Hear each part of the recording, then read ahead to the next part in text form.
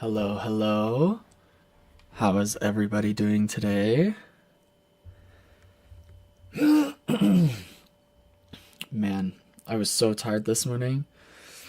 I told you guys yesterday that after stream I was going to help my sister out with putting together her bunk beds. And I have to tell you, that was way harder than I thought it was going to be. And so yeah, it was. I'm just so tired today after that. We were out there till like 10 p.m. And I thought it was going to be like a 2 hour job, but it was like a 3 hour job. And I was just so freaking tired. Got blindsided by the update, but other than that, you're good. Oh man, it has been a wild ride. I also am working on trying. Those who watch on Twitch, you're probably much happier with your experience because I have like the chat bots and the overlays and all kinds of stuff. And unfortunately, I can't seem to get that stuff on YouTube quite yet. I'm working on transferring it over, but we will see. Hey, Crab Shack. How's it going? How's it going? Long time no see. Um, yeah. I haven't looked at the patch notes. Should we start the day off with looking at some patch notes? Somebody want to give me the TLDR?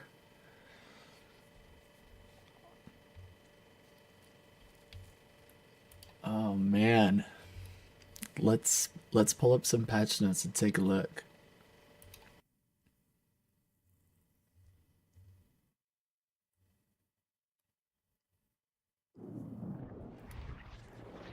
I want you to read and see the reaction. My first impression of the update is good. Okay, alright.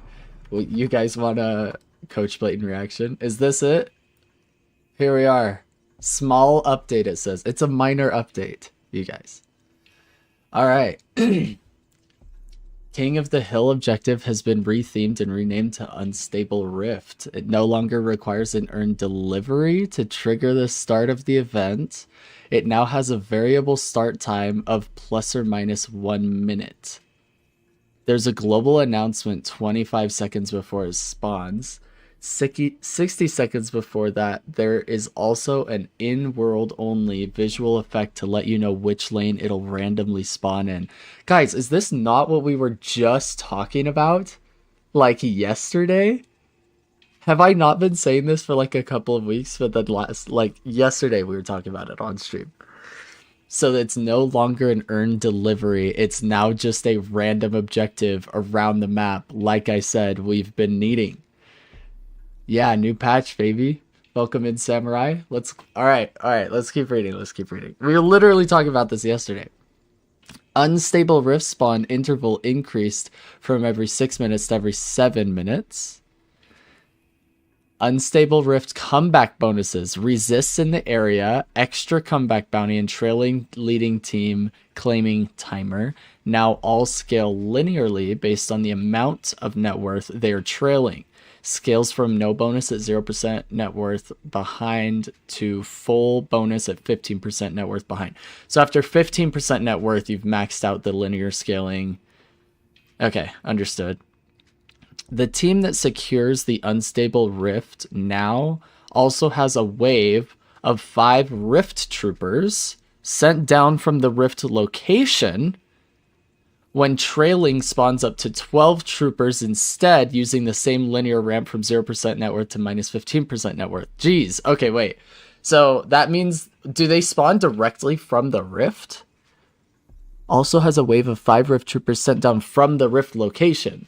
So they don't even like zip in. They just, bam, minions. They spawn above the bridge. They fall out of it. Dang, you wish they removed the bounty from Rift? Think it's still there though? Why do you wish they removed the bounty? Why would we go there if there was no bounty? We'd just be like, yo, let's trade this walker.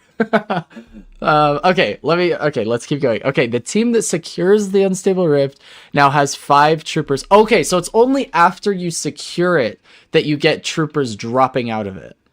Rift troopers drop no souls when killed. Oh, so it's free pressure for the enemy, or for the team that secures the rift too. That's actually a W. I actually like this so far. It would be for the push minions. They're nasty. I like this because it moves away from the big circle ult meta. Wait, doesn't this still be the big circle ult meta? You're just securing the rift instead of the earned delivery? I would think it's still ult circle meta. But let's keep going. Okay. Rift troopers spawn with 100% extra health and damage. They also look larger and have custom VFX. Their bonus health and damage grows slightly per event. First one 100%. Jeez, alright, they are nasty. They get big fat minions. And a lot of them if you're behind. That's crazy. You'd want some more wave clear to fight the Rift troopers, no? I mean, I don't see a difference though. Like, with big AoE ult and clear the minions, seems like it's the same. But it's after losing it. Yeah, so you would have to... So it would be even more teamfight or AoE ult meta than before. Because winning the rift means you get a crap ton of minions and you don't have to clear them. So I would actually argue that it would be more so of a AoE ults meta now. Yeah, you want to play to win it, which is AoE meta still. Yeah, because then you get big nasty minions. You can call them Coach Blatant minions if you would. No, I'm kidding. Okay, any players in the unstable rift zone are now revealed on the minimap. Okay, unstable rift bounty increased by 35% to account for the 35% lost with no earn runner bounty. Overall objective bounties unchanged. Wait, I don't understand this at all. Unstable Rift bounty was increased by 35% to account for the 35% loss with no Earn Runner bounty. What am I missing here?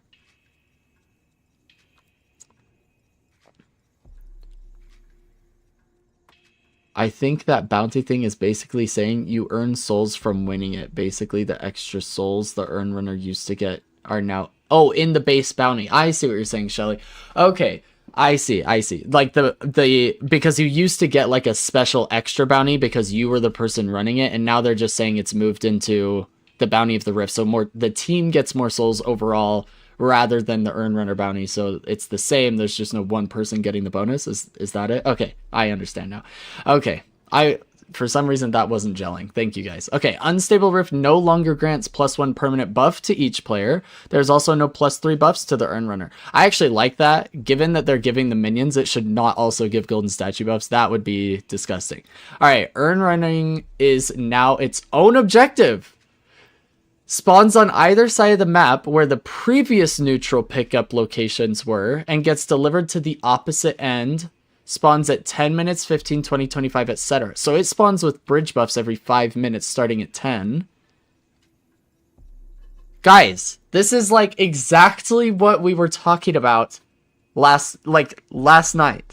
I legitimately was saying we just need a third dimensional game objective on the map randomly spawning on other sides of the lanes outside and independent of the Earn. And we literally got it. And we still have Earn. This is crazy. Okay.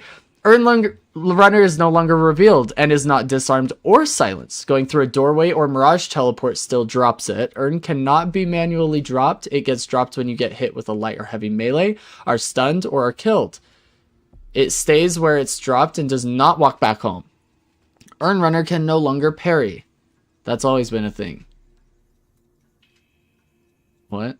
Okay, anyway. Earn bounty value starts decaying after 45 seconds from being picked up. Oh my gosh. It drains gradually over another 45 seconds, and then the Earn is removed when the bounty is empty. Oh my goodness. The new Earn is like a selfish extra wave objective. Yeah, I mean, so far, it's looking pretty insane. This is going to be a crazy meta shift for Earn specifically. The meta is going to stay the same for Rift, but for Earn, it's going to be different. It's actually going to require different heroes in the professional scene too, which is crazy. I'm actually excited to see what they do with Night Shift tomorrow. You could drop and parry before, now you can't since you can't drop. I see. But before, when you dropped it, you had your parry was on cooldown. You had to wait the 4 seconds or whatever. It's ludicrous because you still get the speed boost, so Haze can still run it in like 8 seconds. But it being a solo bounty still makes the Rift more important, no? Well, okay, so here's the thing about Samurai. Yes, your parry was on cooldown if you dropped the Earn. You couldn't drop it and then parry somebody who's coming to try and smack you. And that's how they balanced it. Okay, wait, hear me out. So we are saying here, Earn is now going to be an M1 priority because they don't have AoE ults aside from Eternus, and we want them fed. So it's basically going to be M1s trying to run the Earn while the team is focused around Rift fighting. So I anticipate this might cause a split push meta. We'll see. Because they're going to line up, right? Every 6 to 7 minutes and then every 5 minutes. We're going to have Earns spawning at the same time as Rifts. And it's going to cause a split push meta. Where you have to decide between stopping their M1 from getting fed with Earn Depot or fighting the Rift bounty and extra minions. And Rift is almost always going to be more important, but how are you going to let their M1 get fed? So it's like, that's going to be interesting to see. The Majestic and Mystical Abrams waiting at the Earn drop off to smack your M1. Yeah, I think it's going to be interesting for pick hero meta. Like pick Haze, just sitting invis, waiting for this hopeless and helpless freaking Earn carrier. Not to mention that the urn, if you don't deposit it in time, can lose bounty. Meaning you could literally just annoy the crap out of the person running it and make sure they don't get the depot. This is going to be weird. I thought it was going to be a mechanic to keep speedy roaming characters up in gold with M1s. I mean, it's possible, Samurai. I just would assume, like, if you're thinking about it, who wants solo farm more than anybody else on your team? It's M1s. So why not give them the urn? Right? It's also going to set them up to be on the opposite side of the map from your team, especially if a rift has spawned. But if they're bringing it to the rift, then that's going to be different altogether. Okay, let's take a look here. Let's keep going. Earn bounty value starts decaying. We already read that. Earn is deposited immediately at the drop-off point. Earn bounty, when deposited, is worth 250 plus 70 per minute for just the earn runners. Still has the comeback bounty component. Upon deposit, all of the souls are released as orbs into the air. If another ally secures the orbs, they share the bounty with the earn runner. Earn runner gets plus 4 permanent buffs on depot. Yeah, this is looking like an M1 objective if you're smart. Earn is now louder when it talks and is easier to hear by nearby enemies. Okay, so we get to yell him. Is anybody gonna pick me up? All right. It just walks to the drop off after some time as well. Oh, interesting. Okay, it does make sense to make the M1s huge. It only coincides with the rift at 30 minutes. Oh, okay, so like throughout the rest of the game, it literally is just like feeding the M1 souls. Okay, let's keep reading. After 3 minutes from spawn, the Urn will start walking very slowly on his own towards the depot location. Okay, spoiler alert. Urn Runner's passive bonuses while holding it now scale based on how behind you are rather than being on or off. Bonuses are the same as the previous Urn Runner bonuses. Okay, so you still get resists? Is that what they're trying to say here? Okay. There are two debug commands that you can use to test these out. Force spawn idle, this spawns the urn. And Koth def test spawn. I imagine this is the unstable rift spawn. Okay. There you go. For those who use these, which I don't. So there you have it. We reworked the boon reward table. Oh my gosh. They're reducing health per boon again. Alright. Let's take a look. M1s will take the urn and your roamers will pick up the lane, probably right. That's what I imagine will happen, Crab Shack. We'll see. It's probably going to be different at different elo, but in Eternus, that's how I see it happening. We'll see. Oh yeah, max boons is now later at 48k again. You can see the table in the Steam patch notes. Okay, so they're trying to reduce the shorter game snowball meta. They're trying to make them longer. Is that what we're getting, I think? Okay, health per boon reduced by 5%. All ultimate... Guys, is this supposed to be a small patch? What am I actually reading right now? Okay, all ultimate base and upgrade cooldowns nerfed by 15% rounded to the nearest multiple of 5. I actually love this. Oh my gosh. I was talking about this with my brother, and we were saying in general, ultimates just happen way too often in this game. They're not like as valuable as a resource. Minor updates just changing the whole game. Exactly. That's exactly what's happening. Wait, I did not see the boon changes. What? Yeah, here we go. Mina and Paige are even squishier than before. Unbelievable. I feel like we need to not be changing boons across the board. I feel like there are certain heroes that are already like so squishy.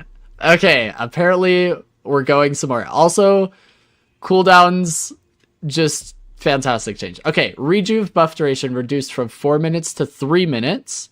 Oh, I really like that. Make your mid-boss timer like... Yeah, that's going to be good. It's going to stop the whole, like, I'm just going to use rejuves to steal your entire farm and still have 2.5 minutes to, like, siege your walker. You're going to have to, like, make it happen. Okay, respawn ramp changed from 8:30 from... Wait, 8 to 30 seconds from 5 to 19 minutes to 8 to 35 seconds from 5 to 20 minutes. So respawns are getting longer. or it's the same, just the ramp is longer. So the ramp caps out at 20 minutes instead of 19 minutes for this first ramp. Is that what they're saying? So, but it's like linearly the same-ish. Yeah, I don't think that's actually going to change much. Yeah, they just changed the curve. Page is a menace now? Hold up. Can I just skip to that section? Okay, hold up. We'll keep reading. You guys keep distracting me with your messages. Unbelievable, chat. Okay. Guardian bounty reduced from 1,500 to 1,250. That's good. Walker bounty reduced from 4,000 to 3,500. Not sure I like that. I still want it to be an objective-based game. I just don't want the Guardian to be, like, game-breaking. Okay. First Blood bounty reduced. Lame! I love First Blood bounties. I think it should be increased. I think you should have to go so hard. Okay. Base kill bounty reduced from 250 to 200. Max is still 2,200 at 40 minutes. So they just reduced the starting point and just changed the exponential growth there. Or linear growth, however they're having this. But they just reduced the floor. Okay. Trooper bounty rescaled. So troopers are less. That's good for snowball meta. Really, really, really good change for snowball meta. To counter snowball meta, I should say. Trooper bounty ratio in the deniable flying orb increased from 40% to 50%. Wait, trooper bounty ratio. Oh, so like more of the trooper goes into the floating souls. Oh, so now all of my coaching telling you guys to freaking shoot your own orbs and quit wasting ammo. That's even more important now. Unbelievable. Okay. Minimum unsecured souls allowed to drop reduced from 150 to 50 plus 5 a minute. Wait, what does that even mean? Minimum unsecured souls allowed to drop reduced. I don't even know what this sentence means. Somebody with a bigger brain explain that to me. Okay, dash jump input window increased. Start. Oh, so it's easier to dash jump? Is that what are they basically saying, hey, for those who have a skill issue, we're helping you out? Because that's super lame if that's the case. I mean, it's probably fine because it's a quarter or point. Wait, let's see. It was 0.2 to 0.25 to 0.3 to 0.55. Oh, it's like a massive window now. Yes, and you go further. Yeah, I would imagine, because you can wait to jump for 0.20 seconds. I mean, 0.25 technically, if you were pushing it to like the absolute limit. Dash distance increased by 1 meter. I actually do like this. I do like increasing movement in general. I think movement should be a skill issue. So I don't love that they're increasing the window necessarily. But I do like that they're making it easier to move around the map. I thought like old Deadlock, when you could like wall jump a bunch and stuff too, that was actually cool. Dash jump vertical impulse increased from 400 to 425. Jump pads on top of the double center buildings have been removed. Oh, it's so lame. I hate that they're just slowly removing jump pads across the map. I don't like that, personally. Hovering an item in the shop now shows you a preview of your investment bars. Well, that'll be useless or useful for newer players. Street Brawl, I don't play and I don't coach, but I'll read it anyway. No longer locks you out of getting off the zipline in the first few seconds. Increase item randomness a bit, and fixed enhanced sharpshooter and enhanced spiritual overflow, not maintaining the bonuses from their enhanced components. So to who that applies. Okay, items. This is going to be important. Okay. I heard there was some serious political chat to be had here. For those who don't know Rama, this is my brother-in-law joining the chat for the first time. Somebody ban him. Somebody get this guy out. Oh! Thanks, Rama, for the subscription. The lamest, he says. Unbelievable. I'm so sad about those pads being removed. Agreed, Crab Shack. Cannot believe it. Oh, and Rama with the 10 gifted. Aren't you supposed to be at work? Subs for everyone, this guy says. Well, you guys can enjoy the free subscriptions you just got. You are working?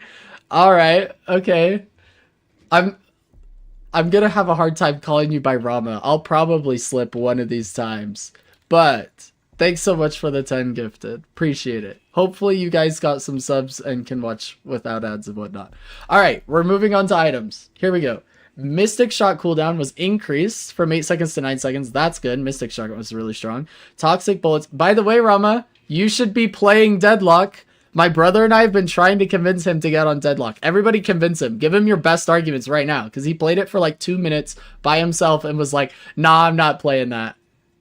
Unbelievable. Alright. Okay, Toxic Bullets bleed damage was increased. I think I actually like this change. Mainly because I like Toxic Bullets. Bro, I haven't even been gaming. That's the first problem. The second problem is which game you log into. Because I know you're logging into World of Warcraft instead of Deadlock. Just saying. You have a brother-in-law as an Eternus coach. No better reason. Exactly. Rama, I'm literally an Eternus Deadlock coach. You have no better reason, says Samurai. The one and only. So there you have it. Alright. Scourge. Max health DPS reduced from 3.5% to 2.6%. Bless. Oh, we definitely needed to see Scourge nerfed. Max health DPS now scales with Spirit Power. Ooh, interesting. So it's like way stronger on supports building Spirit than it is on tanks building a bunch of green. I actually really, really love this change. I want Scourge to be a support item, not Billy buying Scourge and just running at everybody. Cursed Relic damage penalty increased. I actually like that too, mainly for Pick Haze. Also, it makes it more of a support item. W. I like these changes. Really, really big changes. Crabshack says Toxic Bullet change plus Health Boon change hopefully means we're shifting away from tank meta. I would hope so, Crabshack. Tank meta kills games, in my opinion. Packfan says W's across the board. Crabshack says I'm praying. Samurai says teeny tiny scaling though. Yeah, I mean it's teeny tiny scaling, but it's better than like tanks being able to use it at full power. It just makes it more of a support item, right? Shiv got forcefully tuned into a hybrid character. Alright, we'll go ahead and see what's going on here. So, we have Abrams, Siphon Life, Tier 3, reduced from +3 meter radius to +2 meter radius. Okay, so reduced Siphon Life range on his Tier 3. Abrams Solar Charge Tier 3 reduced from -20 seconds to -18. Apollo Riposte Tier 1 increased from -7 seconds to -8 seconds. Oh, that's good. Apollo needs some love. Apollo Riposte Grace Window to target after channeling increased by 0.3 seconds. I like that. Riposte Cast Range increased from 25 meters to 35 meters. Okay, now it's starting to get like, how much are we actually going to buff this ability? Apollo Riposte Targeting Angle increased from 70 to 90. Alright, Apollo. Flawless Advanced Heal on here at Spirit Scaling increased from 1 to 1.3. Okay. Apollo Ultimate Tier 3 increased bonus damage by 10%. Dang, Apollo. Nice. I'm glad to see Apollo come back, but I think maybe they went overboard. We'll see how that affects the meta. Apollo got too much love? Yeah, I think so. I started reading it and was like, hey, that's good. And now I ended reading it like, are we back to where we were at before? Alright, Billy bullet damage per boon reduced by 10%. That's good. Bash down melee scaling reduced by 0.2. Not bad. Bash down tier 3 reduced from 60% heavy melee damage to 50%. Okay. Billy Rising Ram max HP damage reduced. Rising Ram tier 3 max HP spirit scaling increased. So break even at 111 spirit power. Okay, so Billy's Rising Ram didn't actually change too drastically. It's mostly bashed down in his gun, which is probably good. We don't want tanks. This is my big problem with Deadlock so far and a lot of other MOBAs that I've played, is I really don't want the tanks to be like unkillable and topping the damage meters. Like, pick one. You can't have both, right? Rama says, Apollo, we back in Smite. Maybe, Rama, you'd have to play Deadlock to know. You'd have to play Deadlock to know. Watch him obliterate Cosmetical and Metro a little bit ago. Alright, let's take a look here. Guys, I'm only like halfway done with this minor, small update, patch, whatever. Okay, Celeste. Dazzling Trick. Wait, which one is that? Guys, which one is Dazzling Trick? I don't know Celeste's ability names. I'll be there. Unbelievable. Oh, it's her shield. Okay, guys, I totally knew that. It's her shield. It's not even her AoE. Crabshack, stop lying to me. Okay, Dazzling Trick cooldown. Reduced from 35 seconds. Okay, it's reduced 3 seconds. I don't know why they do this. Don't make me do math. Just say it was reduced by 3 seconds. Okay, Celeste Radiant Daggers. Radiant Daggers is the AoE, Crab Shack. Somebody ban Crab Shack. Okay, buff duration increased from 25 to 30 seconds. Okay, so longer damage amp. Spirit scaling increased off Radiant Daggers. Oh, geez. Is Celeste going to be doing even more damage because she's squishier with the health boon nerf? Shiny Wonder bounce range increased 1 meter. Ooh, that's actually a really big difference. I don't think you guys understand how much this affects her pit fight, but that's actually insane. Oh no. All right, Celeste is definitely back at the top of the meta, I'm sure now. Shining Wonder damage increased by 10%. Oh, sure, yeah, we needed that after increasing its range. Sure, yeah. Okay, Doorman, doorway cooldown increased by 5 seconds, and that's the only nerf he got. No, nothing else. That's it. All right. Drifter, health per boon increased. Oh, this is the kind of crap we need on like Mina and Paige. We'll see. Global HP boon reduction is after this. Okay. Drifter, Rend cast time reduced. So Rend activates quicker. I actually like this. I thought Rend was like really awkward. This is actually nice. Probably reduce the damage on it because it's kind of disgusting for an M1, but whatever.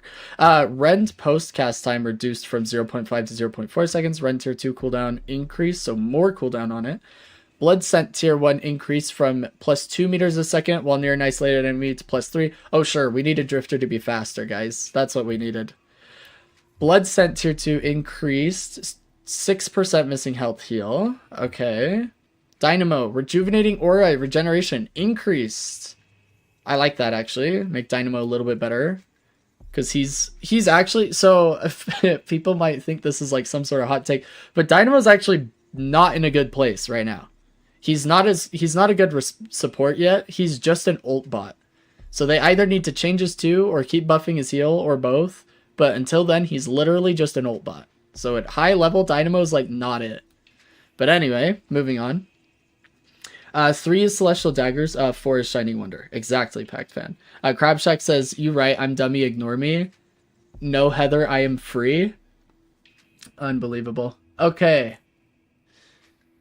Let's keep going. Great talent. Moving on. Rain of Arrows, cooldown increased by 2 seconds. Guided Owl, permanent spirit buff bonus reduced. Hallelujah.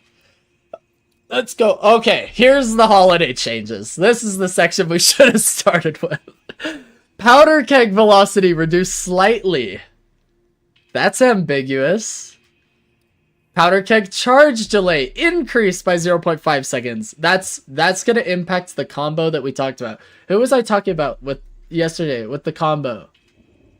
Was it you, Shelly Froggy? Were we talking about the combo with Holiday? This might actually affect that. We'll see. Holiday got the world's smallest slap on the wrist. So far, it looks that way. Powder keg spirit scaling reduced. Hey, that's a pretty big reduction. And tier 3 damage got reduced. That's a decent change. What you need to understand is just because she was strong doesn't mean we need to nerf her a ton. It means we need to balance her down and then buff everybody else up to her level so that every hero in the game is fun to play. Except for tanks. Make tanks boring. Screw tanks. Okay. Haze. I'm not biased. Sleep Dagger. T1 increased from minus 8% bullet resist to minus 10%. Sleep Dagger T2 increased from minus 17 cooldown to minus 18. Dang, so Sleep Dagger's like... Nice. That's actually big. I actually like that. Smoke Bomb increased from 40% bullet lifesteal to 50%. Nice. Okay. Ivy, Entangling Thorns, Spirit Scaling increase. I'm not sure we needed that. We'll go on. Actually, I think she just needs better healing replication. Kudzu Connection, replicated healing per boon scale increased. Oh, alright. That hey, I should have just kept reading. Alright, airdrop cooldown reduction. When used on allies, increased from minus 25% to minus 30%. Nice, okay. Ivy definitely needed some love as a support, and these two are kind of what I was looking for. This is like unnecessary, but whatever. Last ground strike cooldown reduced. Flog angle increased. Alright, I'll take it. Rena, make risking health. Guys, I told you I'm mentally exhausted. This is just not it. Alright, Samurai said, No, this character has 5 charges, ripping 800 damage per charge, moving at Mach 1 million into your face. I don't think Samurai is enjoying holiday gameplay. Does anybody else think that might be the case here? Okay, Mina, Rake missing health as damage increased by 1%. Sanguine Retreat Tier 3 now also increases range by 3 meters. Wait, Sanguine Retreat Tier 3. Oh, I see. Okay, that's her bats. It now also increases the range of her bats, as well as having like 45 million charges of bats. Okay, Nox Nostra damage, guys. It's just too many M's and N's. Give me a break. I'm only Eternus. Damage was increased. Did Mina really need an ult damage increase? Is there anybody in the current meta that thinks Mina needed more damage on her ult? Anybody? Any takers? Bueller? Alright, Nox Nostra T1 damage increased. Okay, alright. That's okay. She's fine. I just get annoyed getting insta-killed as Pocket with Spirit Resist because I wanted my sinners and she decided to check them. I get that, Samurai. Yes, her ult was a little weak, but she just needs health. You think her ult was weak? I feel like Mina was an ult bot late game. If you've love bites someone, her ult is kind of meh. Interesting. I feel like that is a hot take. I feel like Mina's ult was like her late game pinnacle. We'll see. I mean, clearly the devs thought her ult needed a buff. Maybe there's some Mina mains out there who are giving me an unbiased, loving, and honest answer and can tell me that that was necessary. Okay, guys, we're so close to Paige. Let me get through Bone Krill. Also, there's another update. Apparently, you guys can't see it right now, but that's fine. Okay, either her ult needed a boost or her love bites, but her health is rough, not much, teeny tiny buff. Okay, Moan Krill, Sandblast slow was increased by 5%. Sandblast tier 3 increased from minus 20 seconds to minus 25% cooldown, so we're getting more Sandblast and it's a longer or a larger slow. Combo bonus max health per kill increased. So Moan Krill's going to be tankier with the ult combo. I see. I just don't know how I feel about it. Maybe reduces damage a little bit if he's going to get tankier. I feel like you can't have both. Okay, guys, this is the most important section. Everybody lock in. Seatbelts on. Keep your hands, arms, feet, and legs inside the vehicle. Health per boon increased. W. Bookworm T1. I'm not going to hate any of these changes, by the way, already. I can tell you right now. Bookworm T1 changed from plus 2 second trail duration and plus 1 meter radius, which was useless, by the way, to minus 12 second cooldown. Awesome. Bookworm Tier 2 changed from plus 10 meter range and minus 12 second cooldown to plus 1 charge, plus 1 meter radius, and plus 2 second trail duration. Dang it. Why did we do that? Alright, anyway, moving on. Bookworm, I said I'd love them all. I take it back. Bookworm Tier 3 changed from plus 100 damage to plus 30 DPS and plus 1 charge to plus 12 meter travel range. So we get the charge earlier. They basically just rearranged it. This is not a buff or a nerf. It's just been rearranged. Well, the reason it's not a buff or a nerf is because any smart page ever is pretty much upgrading their 1, like the 3rd thing to be maxed out. Usually you max out your 2 and your 3, and you have like 2 points in your ult, and then you max out your 1. So this is like very unimpactful until late game. Anyway, okay. Page plot armor, tier 1. Fire rate, spirit scaling increased. W. Plot armor, tier 3. Increased from 75% barrier to 100%. Oh my gosh, that's actually massive. I love that. Okay, rallying charge is now properly counted as a miss for the minus 50% CD reduction if the only thing that was impacted were non-heroes. Thank you, because last time they made this change, and then like you'd hit a minion, and it was like, you get full cooldown. So I'm glad that that actually happened. Okay, Page, rallying charge tier 3 max amp increased 20%.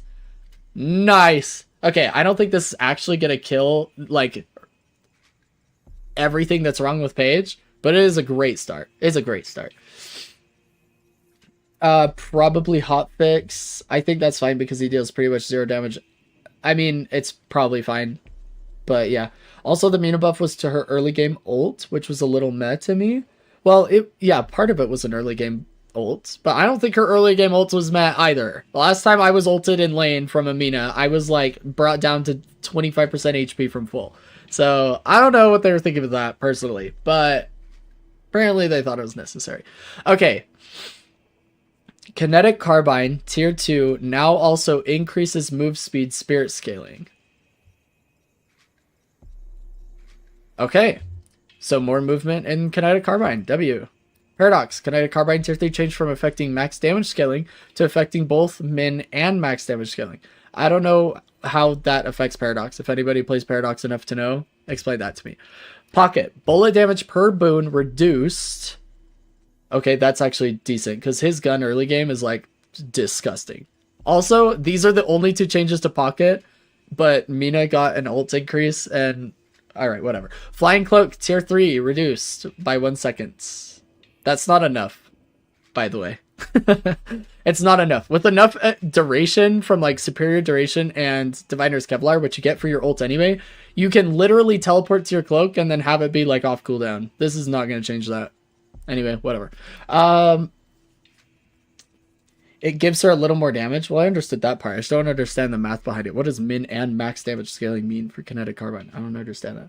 I think that's... Oh, sorry. I already read that message. Gives her a little more damage if she has to quick rip her carbine instead of letting it charge up. Oh! I see. So, like, if you don't fully charge the Kinetic Carbine. He also got nerfed from CD nerfs, but pocket changes weren't huge. True. But everybody got that nerf. I guess it affects him pretty hard with the long ult. Anyway, Rem, tag along, healing per second, spirit scaling reduced. That's good. Tag along tier 3, missing health, spirit scaling reduced from... Wait, spirit scaling. Wait, I'll tag along. Oh, the tier 3 here healings. Okay, so he was reduced on the base and the tier 3 with tag along. Good. Little Helper's spirit resist reduced from 15% to 12%. Little Helper's tier 1 changed from +1 helper to +1 helper and 1.5 meters per second move speed. Little Helper's tier 2 changed from +8% spirit resist and movement speed to +1 helper and 15% trooper damage and resist. Oh! Split push meta. Rem, Little Helper's tier 3 changed from +2 helpers and +20% trooper damage and resist to +1 helper and +15 spirit resist. So Lil Helpers just turned into like mid-game split push meta, where we're getting, because this was rearranged, this is actually really important. Because this was rearranged, you can now max like tag along and whatnot. You don't have to max Lil Helpers as early for this, because you were getting spirit resist earlier. Or no, sorry, you were getting the spirit resist earlier and the trooper damage later for the like late game split push. Make sure you have some sort of side lane annoying the crap out of them so they can't get mid bosses as easy, because your team can focus blue prio because your minions are already focusing the side lane. That all happens like 10 minutes earlier. That's a big deal. I like that though. Okay. Yeah, but Pocket is an ult machine. It's true for the most part. But also, it doesn't matter. You just need like one good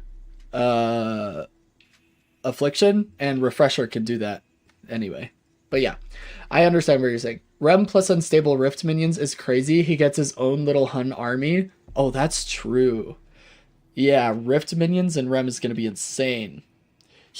I like that they're shifting him so he's not just a heal bot. We were literally just talking about this yesterday. Who did I do the Rem VOD review for? I can't remember. Okay, I did a Rem VOD review, and we literally talked about he was a heal bot. That's changing now. Okay. 7. Lightning Ball charge delay reduced by 1 second. Storm Cloud time to expand was increased. I actually really like that change. Storm Cloud damage interval increased. Wait, Storm? Oh, I see. Okay, DPS is unchanged, but the intervals increase. I see. Stormcloud T2 now also increases initial radius by plus 5 meters. I like that. Okay, here we go. I'm sorry, Pact fan. Here it comes. It had to happen eventually. We had to get here eventually. Shiv. Altfire damage now has a custom value per boon. Altfire ammo consumed per shot increased. Oh! Oh! Shiv movement. Oh! Shiv movement. Okay. I guess you get to...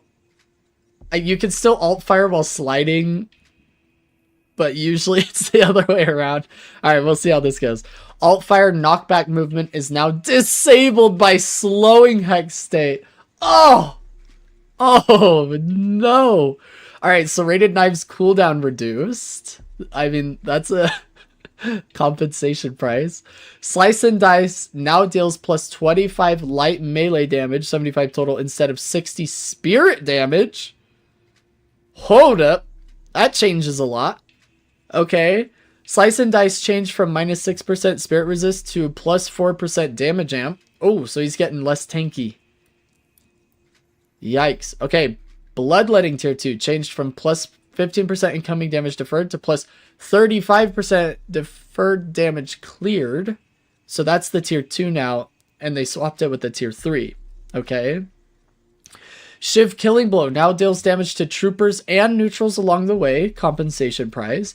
Executing a hero now instantly fills the rage bar. That's actually kind of nice, though.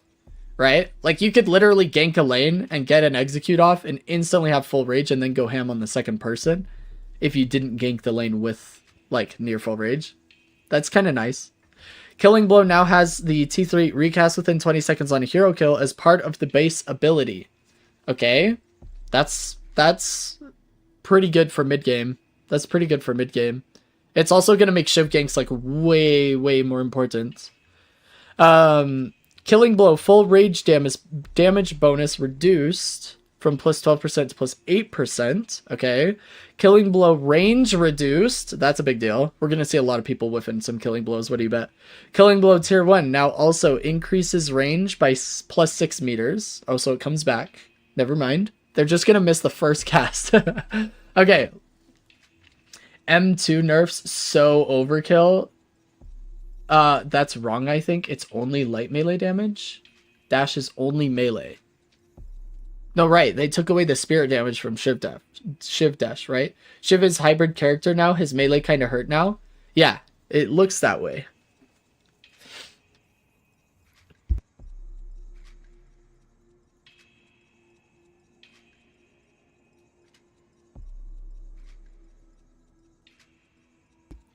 Alright, sorry. Mrs. Coach Playton came in and reminded me to drink some water, which is a good idea.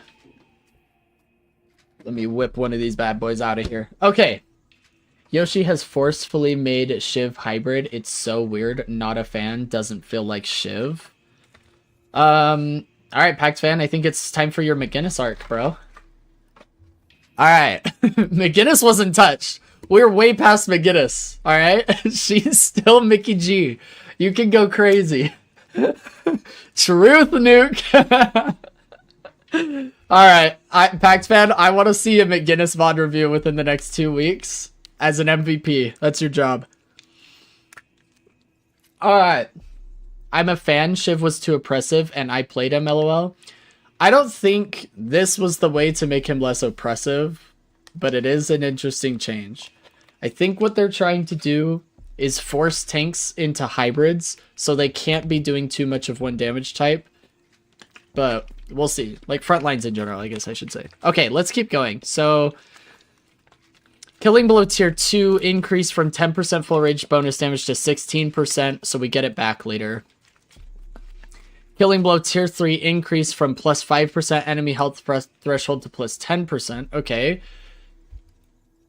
We're at the bottom. W. Okay, Vindicta Stake tier 2 reduced from 20-second cooldown to minus 22% cooldown. Vindicta Crow Familiar tier 2 reduced cooldown. Vindicta Crow Familiar collision radius between each crow increased slightly. Collision radius between each crow increased slightly. Does that mean it's easier to hit the crows? What is this? Why are they wording it this way? I don't understand.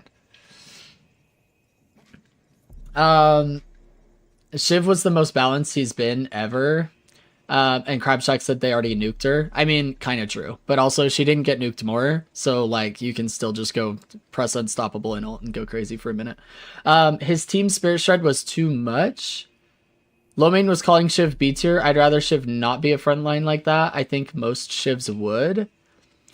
It's gonna be interesting to see what they're doing, but I don't know that we're gonna have a choice. I think it's gonna turn into a thing where, like, so in other MOBAs, namely Smite, which I played for a very long time at a very high level, I would say that you could build tanks for spirit damage. And you could build that, like, for ability damage in general. Or you could, like, for knives and whatnot, for example. Which, by the way, all I think they're doing... let me just, before we go on with any of the Vindicta and Viscus and Viper and Warden, let me just say, they're only nerfing Dash Shiv. That's the only thing that... And his movement overall. But they're not touching the knives in terms of spirit. So if you really wanted Shiv to not feel like a frontline and you wanted him to be a spirit nuker, you could build full spirit Shiv. You just have to rely on the knives. And you have to deal with Dispel Magic meta.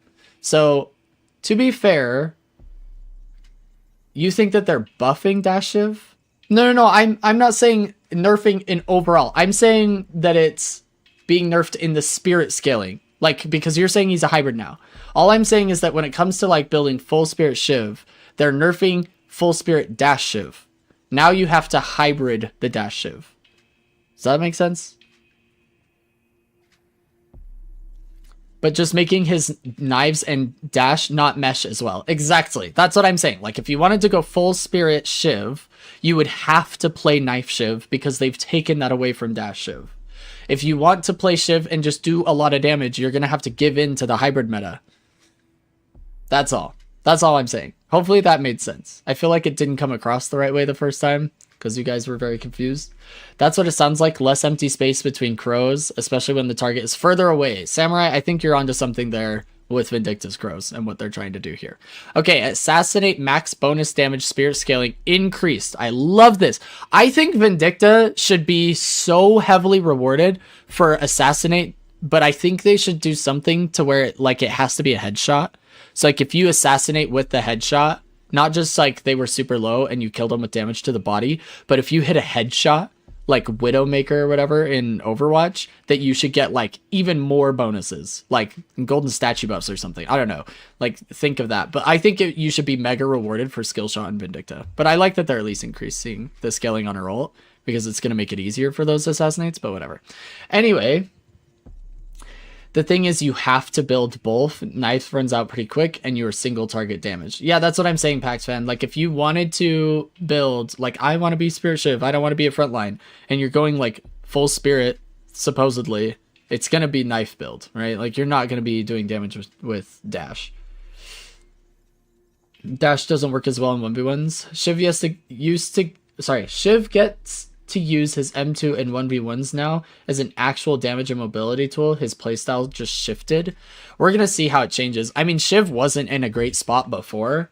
So the changes to him, I actually don't know, Pact fan, that Shiv moved up or down in a tier list. And maybe Lomain will disagree with me, and maybe we have to see more gameplay before we know. But I actually don't know that he moved up or down. His playstyle and build just changed drastically, is what it looks like.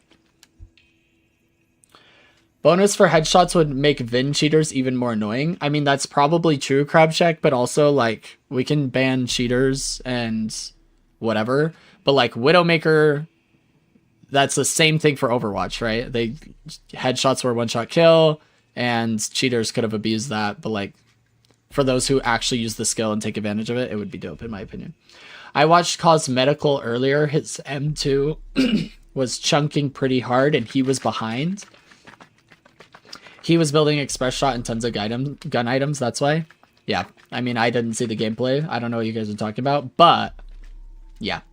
Okay, let's go on to Viscous. Splatter tier 3, spirit scaling reduced. Thank goodness. Puddle tier 3, increase the cooldown. Okay, so more puddle punches. Goo Ball tier 3 increased from +6 duration to +7. Oh, more Goo Ball meta. I actually like this. I like Viscous having more utility around his ult.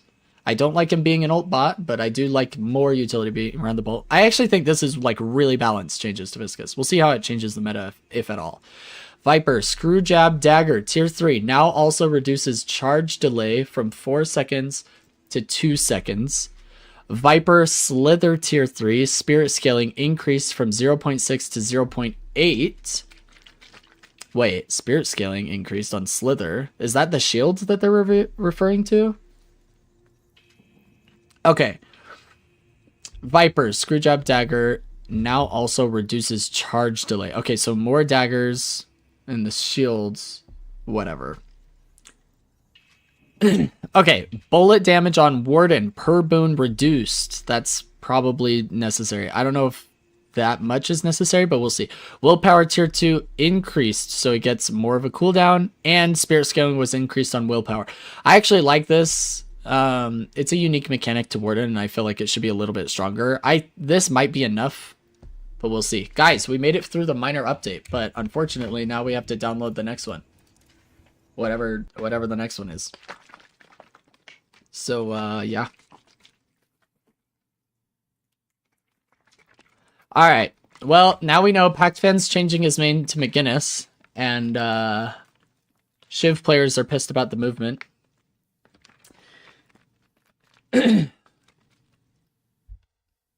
Okay, I wonder if anything actually changed in that update, or if it was just like some bug was going on and they just had to do a small shadow update. I doubt it's like major, but we'll see.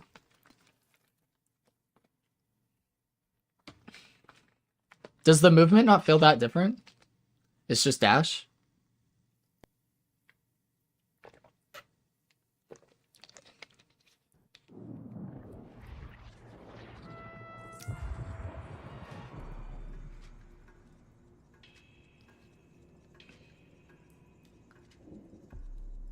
Well, yes, but infinite sliding is the same, though. Yeah, but then you have to be, like... It's gonna be way more punished out of, like, the air. Like, when you have to right-click mid-air and you can't be taking advantage of infinite ammo, it's gonna take way more of your ammo capacity to get away with that garbage. So you're gonna have to reload more often, meaning you won't get the same distance, right? Like, it's a nerf to the movement overall, especially verticality. At least from what I understand about it. And wall bounces, that's another good example, yeah. Well, I guess that is exactly what I was talking about when I said verticality, but yeah. Okay. I don't have time to be scared. My family is counting on me. You guys, this is crazy. So we now have Urn being a single player buff. We've got Rift. Apollo got a bunch of buffs. Gonna be interesting. Gonna be very, very interesting. Okay. Shiv gets to build Spirit Snatch now. It actually was pretty common that he would build Spirit Strike, no? But maybe they're gonna full upgrade to Spirit Snatch too. We'll see. Alright, nice. Patch day. Glad we went through the notes. You guys got to see my genuine reaction. Although I feel like I didn't really react a whole lot because, you know, whatever. But I am glad to see the page changes. I mean, heck yeah. Okay. For coaching. Let's take a look here. His damage amp is interesting. It's a debuff instead of a self buff. Wait, are you talking about Shiv?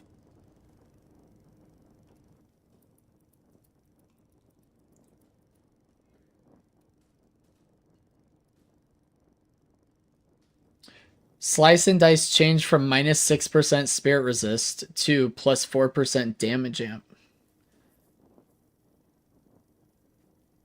Alright. I'll do it. There's a lot of scary things out there, kid. I'm just scarier. That's... Wait. I need the... Oh, damage amp. and then we get more if I go tier 2. I don't know if it's a damage amp for his whole team either. Try to keep up. We would have to have somebody test that.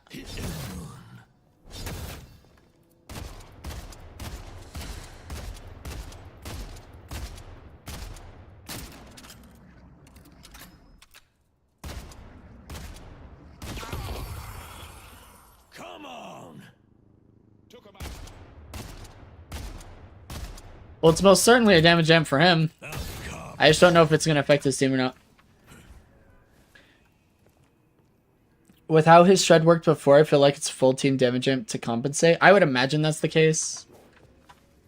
But I would have to test it thoroughly or see it in action to know for sure. Okay, let's see. Got my King Arthur, got my Okay. Night's Dream, got my Wuthering Heights. I mean, that one's probably Ladies less useful, and but you never know gentlemen. when you'll need a Byronic hero for something romantic yet dangerous. Let's take a look here.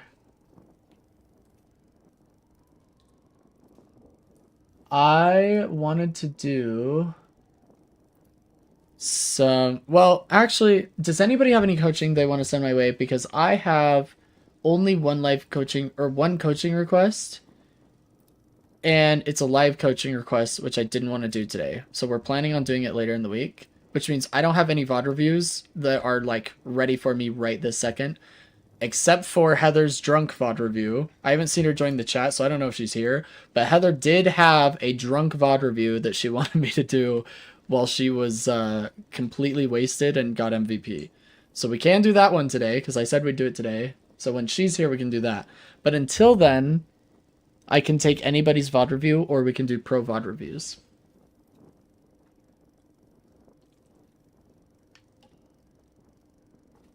Yeah. Spirit Snatch was very common before on Shiv. Although it was more... I don't know how many people actually fully upgraded to Spirit Snatch. Maybe it was really common, but Spirit Strike was like almost a must-have. My only game so far has been against a cheater. Oh no. That's terrible. You know what's crazy is in my entire Deadlock career, in like literally over 1,000 hours of playing the game, I think I've only gone up against 2 cheaters. 2. Not bad. Not bad at all. I got second most damage too. Nice. I think this was your second. Oh, okay, nice. Yeah, I mean, there's actually not a ton of cheaters, it seems. At least not in Eternus. Maybe there are more cheaters in lower elo because they're like, I suck at the game. I can fix that. Here, .exe. He was doing so much damage on Ven. Oh, okay. Yeah, I can only imagine. I think the cheaters that get away with the most, or not necessarily get away with the most, but get the most value are M1s and like Vindicta because of the snipes. So it's just like, what can you do against them? Because in a hypothetical world, like in a real hypothetical, Vindicta's actually like the strongest M1 hero ever if you hit enough snipes over the course of a game. But it's like in a vacuum, you know what I mean? Like outside of this perfect scenario, there's nobody that can scale like her with weapon damage and snipes and whatnot. But you would have to hit every single skill shot on every single player throughout the entire game. So like that's why I said in a vacuum.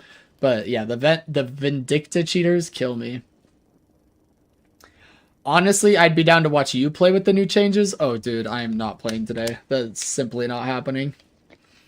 I didn't think he was full cheating because he missed his first shot with ult in lane.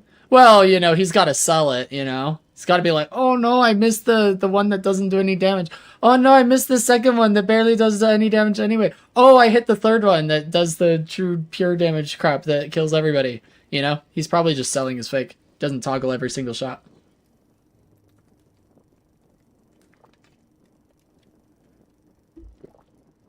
I really want to see Asu play this game. If you guys know Asu from Apex Legends. That guy's tracking is actually inhuman. I would love to see him play like Wraith or Haze or Infernus or something. And just watch him track somebody's head as they dash and jump through the air. It'd be insane. The guy's just too good at the video game. Any video game that he plays, it seems. At Coach Blayton, maybe he's just that good. Here, let me show you guys what Pac-Fan just sent in the Discord. Let's watch this clip really quick. Okay, so this is Venator Marco. Wait, who are you in this clip? Pact fan? That's how watching Zergy feels. His tracking feels nuts. Zergy is really good, but believe it or not, Asu is better. And not just like a little bit. Like Asu, I kid you not, I kid you not, just go look up Asu clips on YouTube. Any game, any shooter game, just go watch him play it and look at his tracking. The guy is insane. Well, I haven't pressed play, but wait, do we have audio? Let me know if you guys can hear this. Can you hear it?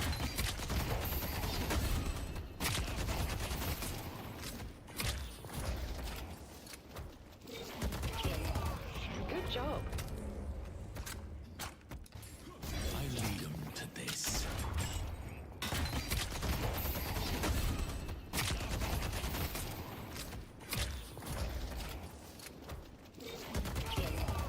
Good job. We need to keep this up.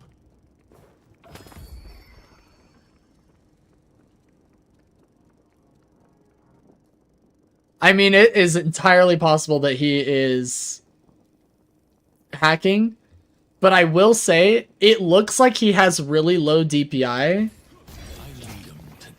and that he just had like a moment of strong tracking because you were moving in a straight line there and then you were slowed from what's the Arctic blast tier 2 that I can't, cold front? Keep this up. I don't know. That clip for me is inconclusive. It's possible. We would need more clips. That clip is inconclusive for me. I think that clip was just like, I could see somebody actually doing that. I doubt I'm doing it in your elo, but it's possible. Usually it's a little bit easier because they're snappier. His DPI was so low that he wasn't as snappy as cheaters normally would be. That's all headshots? Well, if every single one of those bullets is headshots, that's a little bit more on the suspicious side for sure. What were we watching? Venator cheating? Yeah, that was a clip that PactFan sent in the Discord just now, and PactFan was the shiv in that video, and that Venator was just tracking his head perfectly. If all of those bullets were headshots, then I'm a little bit more convinced it's cheating. It just looked like he was tracking you, though. But if they were all headshots, then yeah. Maybe Zergy on an alt. Yeah, you just got Zergy on his Ascendant alt. You can send game... Yeah, send the game code. Let's do a cheater investigation, and we're going to watch it from Venator's perspective. Send it my way. Here we go. That's what we'll start the day off with. We'll do some Sherlock Blayton, and I need, you know how the Burnt Peanut has like different outfits that he puts on? I need that for Coach Blayton. Like right now, I need the Sherlock Holmes hat on Coach Blayton. You know what I mean? That'd be sick. Yeah, it didn't feel whippy enough, but I could be wrong. He seemed to only hit you when you were slowed and walking. That's what I'm saying, but also, if every single bullet was headshots, that's wild. Well, let's take a look. Dang, he wasn't even MVP or key player. That's tough.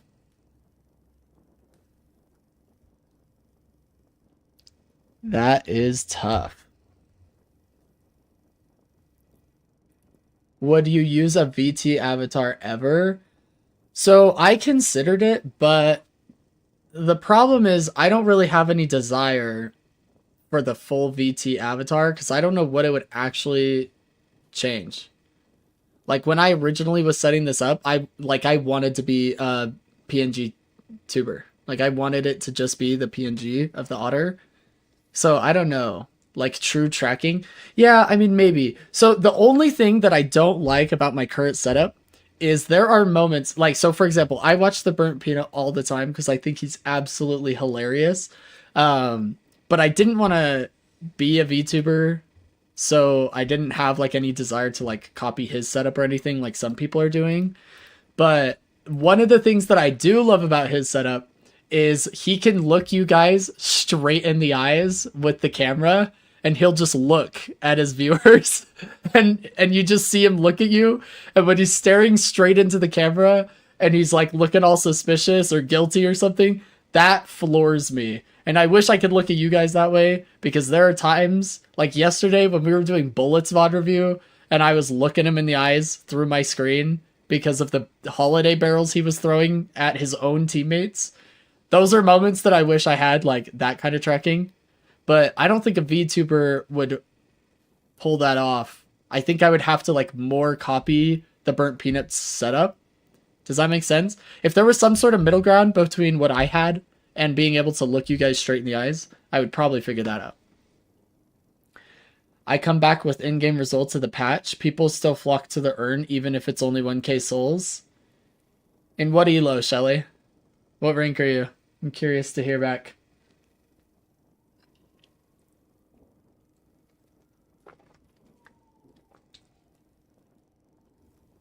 Pact Fan was a key player, chat. Good try. Good on ya. Was this your first game back from the new patch, Pact Fan? Oracle, you said, Shelly? Interesting. Okay. Here we go. This is today before patch. Oh, right before the patch. Okay. What did I just do?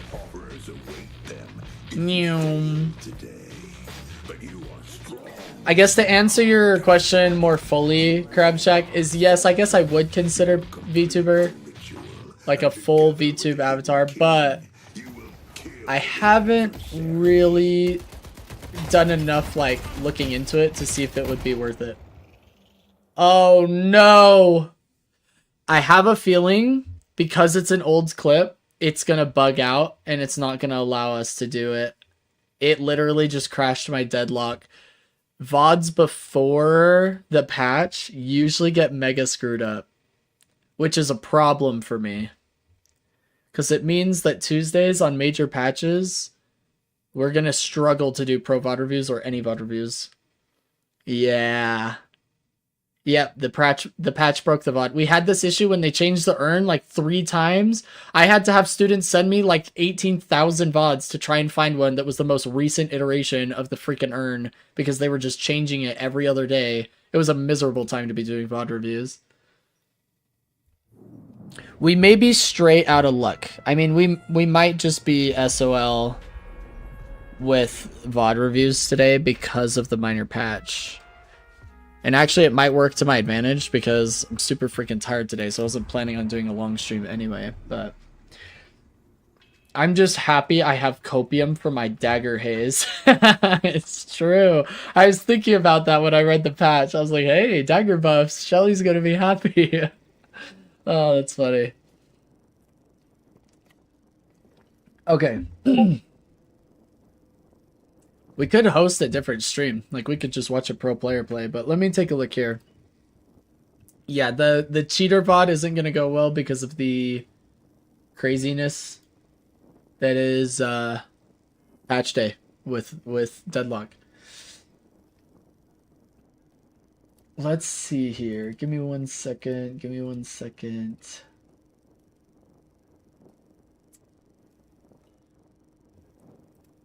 Also, I have been unable to find... I need you guys to do research for me. Apparently, I'm too dumb to figure this out. I am unable to find a way so that our chat log on the left side of the overlay, like left side of the screen, includes chats from every single platform. Because right now, it's only Twitch chatters that get shown up on that side. So like yesterday when we were talking to both Twitch and YouTube chatters, and like this morning when I have a Kick chatter, you guys won't see that. And I don't know how to combine it. I haven't been able to find out a way. You guys gotta figure it out for me. I asked Gemini yesterday, and I was gonna see if AI had a way, but I also don't trust AI because half their answers are like incredibly wrong. Or just like completely uninformed, it feels like. But apparently there's a way to achieve it. They're convinced there's a way to achieve it with the chat box that I have in the overlay. I'll have to figure that out. Okay, are VODs broken again from new changes? Yes, Samurai, it seems that way. We just tried to watch a VOD from before the patch, even today, like 6 hours ago, and it broke. I sent another clip in general. It slowed. Okay, Paxfan, we'll take a look at that. I also noticed that people overvalue the Rift greatly. I would say it's gonna be the most important objective outside of mid boss, like the urn was before. So I don't know that it's gonna be necessarily overvalued, but I will say if you're trading it for walkers, you're probably trolling. So it just depends. But those extra minions will siege objectives for sure. It cannot be ignored. So like if you're gonna give the rift, you definitely have to make sure you're paying attention and not you're not just letting those minions walk up. That's for sure. Is the chat on the side through a program or through Twitch? The chat on the side is through Stream Elements. It's an overlay. But it seems like it's an overlay only through my Twitch login, for whatever that's worth. And when I duplicate it over to YouTube, it seems to only duplicate the chat like widget over to YouTube. So if you were to watch the stream through YouTube, you can see the chat overlay, but it's still only Twitch chatters. Does that make sense? Like YouTube chatters still aren't showing up over there.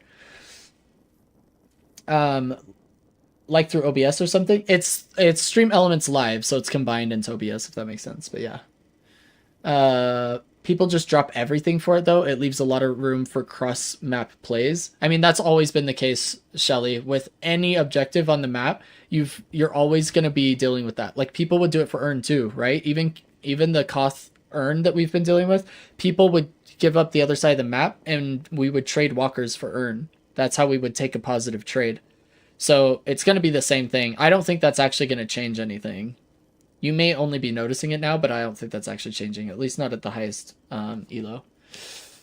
From what I found, you have to use an aggregator to combine the chats, then overlay them. The popular one seems to be Social Stream Ninja, but they cost money. Well, I wouldn't mind paying necessarily, but I have multi-chat for me in OBS is all aggregate, right? I have an amalgamation of every single platform in one place. So Twitch, YouTube, and Kick, all of you show up in one multi-chat for me as the broadcaster. But for the sake of the widget, it's only Twitch for whatever reason. Well, I didn't mean walkers, I meant I got shrines. Well, that's just a macro failure of Oracle players, which is understandable.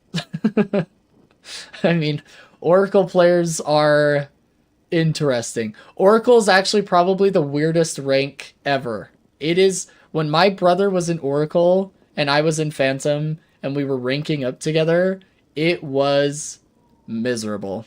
Oracle is like the epitome of plat chat. You guys know what I mean when I say plat chat? If you've ever been in any other game with the rank platinum and they're the people who get just good enough at the game where their ego to skill ratio is at its maximum width. You know what I mean? It is just absolute misery. You can't help them ever in game, right? If they come to you for coaching, it's different. But like if I'm in a game with Oracle players, they do not listen. Ego to skill ratio is the largest in plat chat. And that in this game so far is Oracle. Hands down.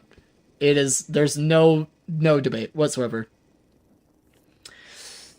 I would have to do some research. You said it's Stream Elements that is overlaying the chat. Yes, Samurai, it is. So I have Stream Elements that created the overlay, and then I've combined Stream Elements with OBS using their Stream Elements Live, so se.live, and that's what's got us working so far.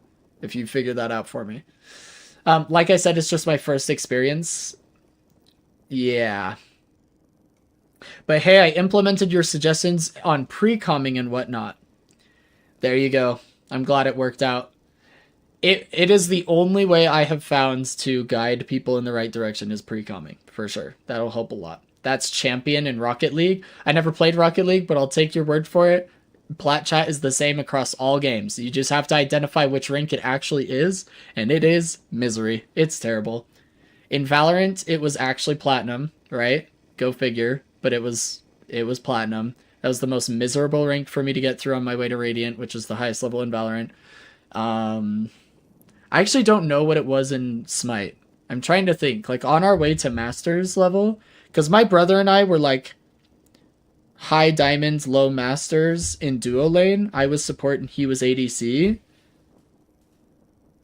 But we didn't spend a whole lot of time in, like, Gold and Plat. So I don't remember if it was as miserable. Maybe we just muted everybody, which is honestly common. I mute everybody in Counter-Strike too when I play. I literally play with no voice comms when I play Premier. I don't even care. I just do my thing. Had to make a conscious effort to call things ahead of time, but I'm sure it'll become easier the more I do it. It will. Yeah, Shelly. It's almost a muscle that you're exercising for sure. To be able to be in a team fight and kind of extricate the micro and turn it into macro in the middle of a fight and be able to pre-com prior to a kill. It's a muscle. All right, you guys, what are we doing? We can't check for. Oh, hold up, 1 second. Let me check this clip. We got another clip from PaxFan in the Discord, and it's slowed down. Let's go ahead and watch it. This is Sherlock Blayton back in here. We're gonna take a look at Cheater Venator. You guys see if it's cheating. Those aren't all headshots, are they? That doesn't look like all headshots to me. I mean, it does look like cheating, but it doesn't look like all headshots. They look like soft hacks to me. You guys know what soft hacks are? Like soft aimbot, where it does like a percentage of headshots and then a percentage of body shots. Like they can change it, so only like 60% are headshots or whatever, so it doesn't look as bad as cheating. But yeah, the tracking is either perfect or... True, I'm just thinking he doesn't miss a single shot. That's the sketchy part. Although, go watch Asu, and it looks pretty similar. I'm not gonna lie. I just don't think Asu's in your game. It was a new account. Yeah, that's always super sus. I mean, he could be just ranking up. It could be trying to find his elo. I don't know. I guess I'm just defending a cheater probably, but whatever. Tried to send a YouTube link, found something that is supposed to work. It was kind of mesmerizing. Oh, sorry, Samurai, you said, let me check this. Hold up.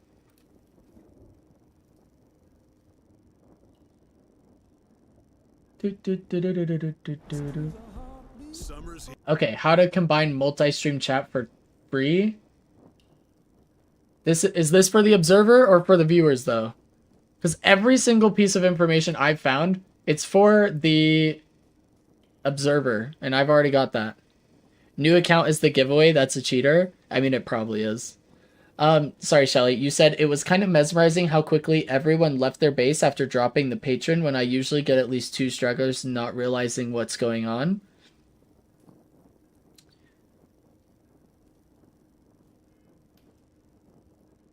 Wait, why do I don't understand your... It was kind of mesmerizing how quickly everyone left their base after dropping the patron when I usually get at least 2 stragglers not realizing what's going on. Do you mean you usually get kills in the enemy, like at enemy patron? Heather, how's it going? How are you doing? Heather, I have bad news. Do you want the bad news or no news at all? Because I don't have 2 news to give.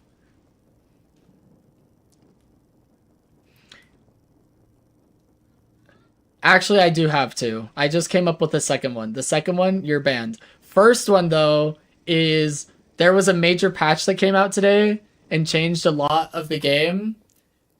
And what that means is that all VODs from before the patch are broken. So we're not going to be able to do your drunk VOD review. It's not going to happen. Yeah. My team left the enemy base in a coordinated fashion is what I mean. Oh, okay, so your team left the enemy patron. I see what you mean. I see what you mean. See, I knew we should have done it yesterday. You're right. I stand corrected. We should have done it yesterday. I apologize. Banned. It was so good. What you'll have to do. Oh, actually, you probably can't do it because the VOD's broken. I was like, you'll have to record it using some different software, but in order to do that, you'd probably have to rewatch your own VOD, which is now going to be broken. So yeah, it might be lost forever. Yeah, watch that link, Bladen. It has the answer you want. Should we watch it together? Can we just fix this together live on stream? Can you guys help me deal with this garbage? Am I gonna get targeted ads on, like, some sussy stuff? Oh, hold You're up. multi-streaming, so that way you can read it on your second monitor, display it to your viewers, and do whatever else you want with it. Yeah, This display it to your multi-chat includes viewers. TikTok, thank God. I don't know why it's so hard to find one that does. Something with the API key, I don't know. But this one includes TikTok, Twitch, Kick, YouTube, everything you're gonna need. So let's jump in. The tool that we'll be using is by Caster Labs, which I'll leave linked in the description down below. Wait, linked in the description. Everybody chill out. Everybody chill out. Hold up. What did I just do? Let me pull it up on my other monitor really fast. Sorry, I have to kick you guys off the YouTube video for a second, but okay, Caster Labs. All right, let me throw it on this monitor and then we'll go back to the video. You guys are along for the ride today. He said he wasn't sponsored. Watch 5 more seconds. Why cheat if you can pre-com? It's like a mind hack on your team. Exactly, Shelly. It's literally mind hacks, but for free. Combine the chats on screen how you want. Let's go ahead and take a look here. Luckily, they did not sponsor this video, so I can take a dump on their product if I want to. But basically, just follow the link in the description. You're going to hit the download for Windows button. I don't see a Mac option, so I guess if you're on Mac, you can take this Bean Boozle canister and shove it up your... But after you're done downloading it, you can run the installation process and open it. And by the way, this will work for OBS Studio, Streamlabs, or wherever you want to import it to. If we look on the left-hand side here, we got the dashboard, which isn't showing anything right now. We got chatbot, if you want to use the chatbot stuff, I guess. We got widgets and alerts. We're installing it. Talking about docs for We're we're because we need to connect all of our accounts for the multi-chat. Multitasking, so we're going to go to kind settings, and then right next to appearance is going to be accounts, and this is where you're going to link all of the accounts you want to have your multi-chat. Okay, hold up. That's too many. There's too many steps. Hold up. Somebody chill out. Wait, is this it? Did it just open for me? Why does it? Oh no, that's not it. Hold up. Okay. Oh, that's not good.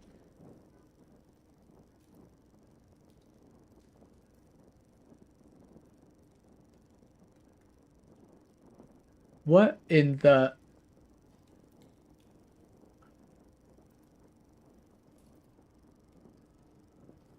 Where did it go? I tried to... Okay. Give me a second, you guys. Caster Labs is killing me. Can't even download it.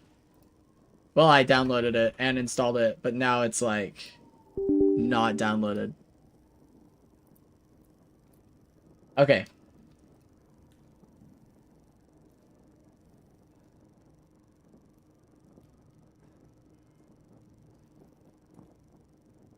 We're gonna try again. Hello, Coach Blayton. Hey guys, Allison, that's my mom. Say hi to Coach Blayton's mom. Okay, because cheaters are usually antisocial losers. True. I don't think that's particularly related. Wait, Shelly, what were you saying is not particularly related? Crabshack says, okay, that is not a swear word. Why am I being silenced? Guys, I forgot to go in on the stream elements and let like the LMFAOs and stuff fall the way through. We need to fix it. But Heather's here. Heather can mod and let you guys say rolling on the floor laughing. It knows you're trying to troll in your heart. Yeah. Caught red-handed, just saying. That's Mama Blatant right there. Yep. I don't like othering random people. I don't know, including cheaters. That's what I meant.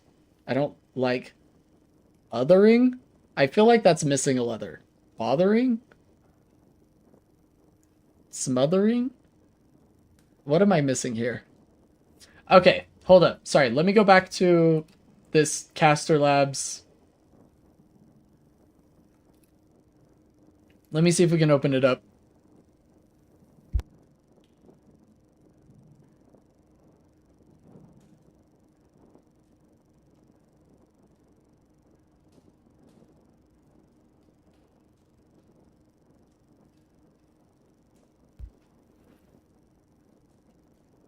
Okay. You know what'd be really funny? Is if Samurai sent me this just because he knows it's a well-known hacker application that's gonna now screw me up. That would be rude, Samurai. Big rude. Oh, othering as in outcasting them. Oh, I see. Yeah, generalizing them as lol bad. But for cheaters, it's acceptable. Bad people can be called out for being bad people. Plot twist, I'm sponsored by Caster Labs. Yeah, we're definitely making you money right now, for sure. By downloading this.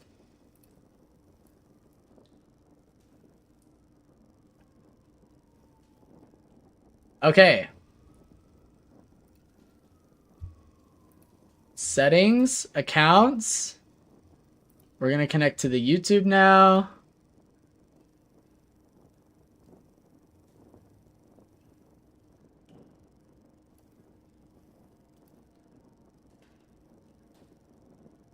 All right, success. We're going to connect to Kick now.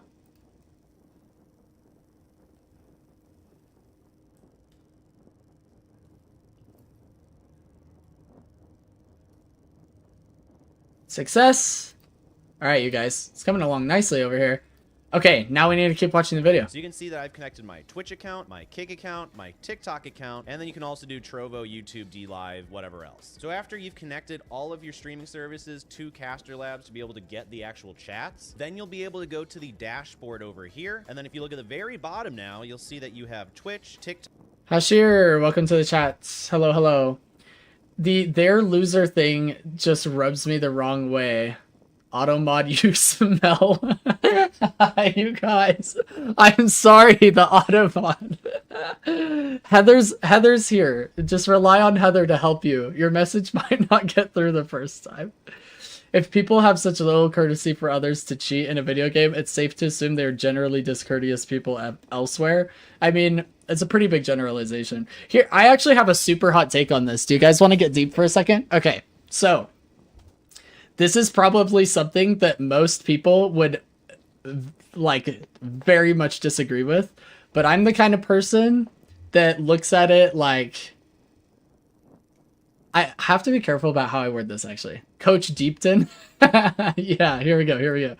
So I'm the kind of person that like, I try really hard not to antagonize somebody based on their worst mistakes. So like, just because I've seen like what is clearly obviously a bad side of them. So like, let's take cheaters, for example, so it doesn't get like too political or something. But like, if we take a cheater, for example, this is, for all I know, this is them at their worst. So for me to judge them based on their worst is probably not fair. And I think I only say that because like, if people were to judge me at my worst, that would be really bad. So I don't know. Like I hate cheaters in general, or I hate the concept behind it, but I don't think that means I hate the person. Does that make sense? Like, I hate that cheating is available, and I hate the decision that they made to cheat, and I hate that they were discourteous, but I don't hate them, right? Like, that guy's, like, got a family, he's got friends, he's got people that love him. So, like, if I knew him at his best, like, maybe we could be friends, and I wouldn't know that. But if I like antagonize him or judge him based on his worst or like based on his mistakes, like I've got friends who have made some pretty terrible mistakes, but I still love them. You know what I mean? And so I'm not saying like, I don't know. Like, I guess it's really nuanced, but anyway, that's my hot take. Hopefully that came across well. Heather is on it. She's like the bestest mod ever. Yeah, Heather's on it, you guys. She is gonna let your messages through when Automod stops it, because Automod is Automod won't even let you say LMAO, which is crazy. We do try and keep it family friendly, but LMAO is pretty acceptable. Also, sorry for the paused video.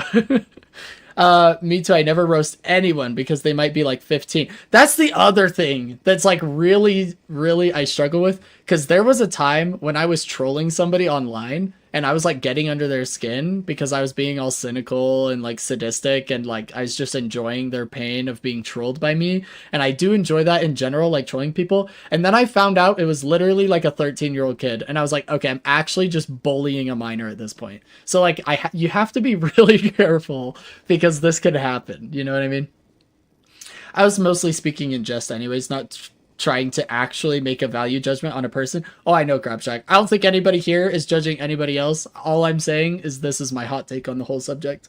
Like there's a really good example I could have given a couple of weeks ago, but now I can't remember what the scenario was. Oh, like there was like a bunch of drama around Metro. Does everybody know what I'm referring to without bringing up specific trigger words? Is everybody familiar? If you're not, you could probably find it pretty easily. Okay, so there was like a bunch of Metro drama. You can look it up. So anyway, I don't like hate Metro or think he should be like ostracized because of the mistake he made, we'll call it. Or even if it wasn't, even if it was intentional, okay, even if it was intentional, if it was like some really nasty thing, I don't hate him for it. I just hate what he did. And I don't necessarily agree with what he did. I would never support it. But as a person, I don't think I should hate him. Does that make sense? That's the separation. Is like, there's a quote. I'm religious. You don't have to be religious. But the underlying message is what I want you guys to get. Is there's this quote that we have where it's like, Satan knows your name, but calls you by your sin, and God knows your sin, but calls you by your name. You understand what it's trying to say there, right? Like, just because I know that somebody did, like, some really awful things, doesn't mean that I can't be kind to them, or that I can't love them, right? I can hate what they did. I can hate their action, but I don't have to hate the person that made the action. Not all the time, anyway. Does this make sense? Anyway, going on. Shelly said, this person is probably 15 and has no idea how to socialize revelation is something else to witness in someone else. Yeah, good point, Shelly. Samurai earlier said, someone being a loser and hating them are two different things. It's actions that make people quote-unquote losers, and actively cheating in a game with no rank and absolutely nothing on the line kind of fits into that category. Heather said, read a little deeper into my message. The caps, hashtag trolling Coach Blatant, hashtag trolling era. Somebody ban Heather. Okay, moving on. Samurai says, being antisocial doesn't make someone a loser. Cheating in a game at the cost of 6 to 11 other people's enjoyment for your own personal enjoyment does. So, Samurai, the way that I would disagree with you there is I'm not saying it makes them a loser. Like, it doesn't make the person a certain thing, necessarily. I mean, maybe it does, maybe it doesn't. But I am going to say it is definitely a loser behavior or action. And I hate the action that they took. Does that make sense? I'm banning Heather now as we speak. Thank you, Crabshack. I'm glad you're on it. Heather says, nope, he's good. Thank you, Heather. I don't need a website, Hashir. Appreciate it. Let me keep watching this so I can get everybody on the Twitch doc widget Also, make sure to thingy. keep Caster Labs open and running whenever you're streaming. Otherwise, your chat will not show up in OBS Streamlabs or your stream. So make sure Caster Labs is open and running whenever you're streaming. Caster Labs has to be Essentially, open this and right running, here you is gonna guys. be We our learned a thing. multi-chat. So now if we want to import this into OBS Studio and Streamlabs, we need to go to the docs section, and then we're going to click on Stream Chat, which is going to copy that link to our clipboard. So now we need to import it into OBS first, and then I'll show you Streamlabs right after. For OBS users, you're going to go to the top where it says Docs, and then we're going to do Custom Browser Docs, and then we're just going to call this multi-chat, and then the URL, we're going to copy paste that URL link and then hit apply, and then now we have our multi-chat here, which you can just drag and dock somewhere else. And then if you're on Streamlabs, all you got to do is click this little button on the left hand side here, and then you'll be able to choose a layout, and then you're going to drag the website option on one of these spaces, and then you're going to Okay. Hold up. Wait, let me take off Deadlock too, so you guys can just see blackness. Okay, I'm actually really nervous to do this, because then I'm gonna get like, wait. This is like... Wait, how did he dock this? What did I miss? we want to import this into OBS users, you're going to go to the top where it says docs, and then we're going to do custom browser docs. And then we're just going to call this multi-chat, and then the URL we're going to copy and then hit and apply. paste Yep, that yep, URL link, yep, and then hit apply. yep. And then now we have our multi-chat here, which you can just drag and dock somewhere else. Wait, but this is for me. Okay, so we have to And keep if you're on going then. Streamlabs, all you got to do is click this little button on the left-hand side here, and then you'll be able to choose a layout, and then you're going to drag the website option on one of these spaces. This patch finally makes bridge buffs and mid-boss win games. Heather, did you hear that? Shelly, say that again. I don't think the people in the back heard you. Shelly, I don't think the people in the back heard... Shelly, can you speak up and say that again really quick for me? Yeah, thank you. Heather has been banned by Crab Shack for being so awesome. Something's not right. Samurai said that fits. It's loser behavior. Samurai, that's what I'm getting at, right? There's a difference between, like, being a loser and loser behavior, right? Like, I think all of us do something that's like loser behavior at least once a year. You know what I mean? For me, it's like daily, right? But like, does that make me a loser? Maybe. I don't know. That's up for you guys to decide. Crab Shack says, you're welcome, coach. Thanks, Crab Shack. You got it. Shelly spoke up here, said bridge buffs and mid-boss win games. They win games. Okay. Shelly also said, I like how complicated this all is for just being a display of an HTML web page. Well, here's the thing is I don't understand how he's docking it so that you guys can see. Okay, wait, I don't actually care about this part. Here we go. One second. Before we customize this, I want to show you how you can add it over your stream so your viewers can see it like I had it in my stream. All you got to do is add a new source. Okay. And you're going to use a browser source. We'll browser source. Multi-chat in all caps. So I'm gonna call it multi-chat. And then we're gonna get rid of this URL and we're gonna copy and paste that same URL we did for this one. And then you can make the height and width here, so that way the chat doesn't get cut off. Oh, oh. Okay, wait. Guys, wait. Guys, wait. Wait, why does it say send a message? We gotta be able to edit this somehow. This is too wide. This is, but it's something. There's gotta be a way that I can edit this more though. Filters. Okay,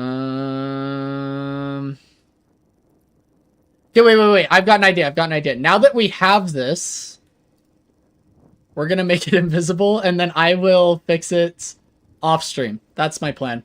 But huge. W to Samurai. W's for Samurai figuring this out for us. Especially so I didn't have to on a day when I'm freaking exhausted. But we did figure it out. Let me make sure. Yeah, there's got to be a way to make it transparent and then like narrower for sure. But yeah, Samurai, W's. Because yesterday, I think it was Heather that asked yesterday, she's like, I wish we could see all the chats. Because I was talking to some of the YouTube chatters, and then the rest of the Twitch chatters were like, huh? What? Who? Okay, Shelly has been banned for spreading misinformation about bridge buffs and mid-boss. Time her out. Shelly said, I counter your ban with my bridge buff boosted sword parry. Oh my gosh. I disagree. I never admit loser behavior. I'm literally perfect. Don't listen to what Crab says about that. He's a liar. All right. Samurai's perfect. Noted. Somebody change his name to Samurai Perfect instead of Samurai Funk. Hopefully you can make it transparent. I'm sure you can. I will definitely figure it out off stream. And hopefully next time we're on stream, you guys will have a chat looking almost exactly the same, but with everybody involved. And the reason that I want to do this so bad is because I don't want to fall into the Ido trap. Do you guys know what the Ido trap is? No shade to Ido, but I don't think he has ever read a YouTube chatter ever in his life. The guy only watches Twitch chat. I swear. Every time I'm in Ido's stream, the entire YouTube chat is like, Ido forgot about us. Ido doesn't read our messages. And Ido doesn't react to any of them. Maybe I'm wrong. Maybe he's changed. Maybe I need to get back in his chat. Ido's the GOAT, but, you know, it's funny. Anyway, I counter your parry with a dynamo teleport. You guys, what is this role-playing I'm seeing right now? Does it only scale from the corner, not from the sides to squeeze smaller? It doesn't seem that way. You see this? This is from the side. Which is not bueno. But there may be a way to fix it. I don't know. We'll figure that out. I'm also still trying to get YouTube or not YouTube, TikTok approval for streaming there. We should be really, really close to being able to do it. So yeah, then we'll have TikTok as well. We'll have everybody. Okay. As much as I want to sit on a black screen some more, we got to do something. So, since I can't watch any VOD reviews that aren't brand new, what do you guys say we watch live pro VOD review, if possible? Does anybody have a specific person from Deadlock, like a professional player, high-rated player, that they would like me to review gameplay of?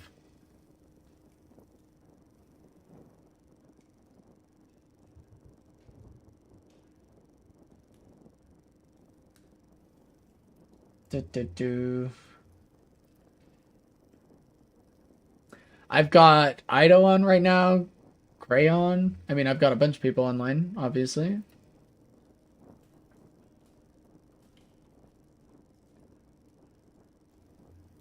Got Metro, Vegas, Listic, SK. Alright, did all I can. If it needs some custom script or something, let me know. I'll dig into it and figure things out. I will let you know, Samurai. Thanks so much. Are you in the Discord, Samurai? If you're in the Discord, I'll probably just message you there off stream if I need to. You missed the part where I got both bridge buffs, making my cooldowns just low enough to follow you and secure the kill and mid-boss. You should find a random in-game and we watch them and guess the ranks. Okay, Heather. I'm down for that. We'll start with that, and then if anybody has a pro player that they want to watch, we can send that. But let's go ahead and send... Do you have a specific hero you would like to see? Because we can do a guess the rank of random heroes. Although in my experience, they tend to be like always Ascendant or Eternus. But I don't know. I've literally never seen an Initiate game live for whatever reason. Like it's just never happened. I know it's a difficult request with this game being so dynamic, but would you be willing to explain your understanding of roles/positions at some point? Oh, crab check. Okay, let me dive into this really quick. This is not a question I'm going to be able to answer quickly or simply, but I will do my best to make it concise because it's going to be like borderline a guide for me to answer this question in full. But there are actually hold up. We need a combination of things going on here. Give me 1 second.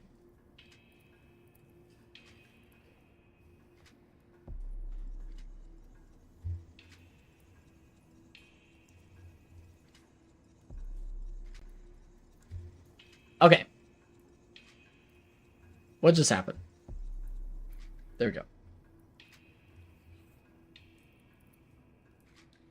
To my knowledge, what in the... There are a few different roles in the game that are widely accepted. And most heroes fit into more than one, but are like primarily generalized as one hero. Okay? Yeah, that's why I added the at some point doesn't need to be today. No, we might as well get into it right here, and then we'll do guess some ranks, and then we're ending the stream in like probably an hour anyway. But let me get into this really quick. There's M1s or hyper carries. Why does one look weird? Whatever. There are supports, off supports. I actually want to do this in this order. There's off carries.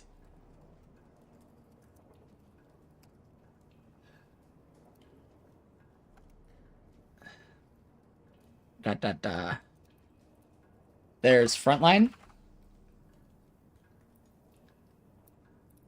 This just keeps having to get bigger. There's spirit nukers.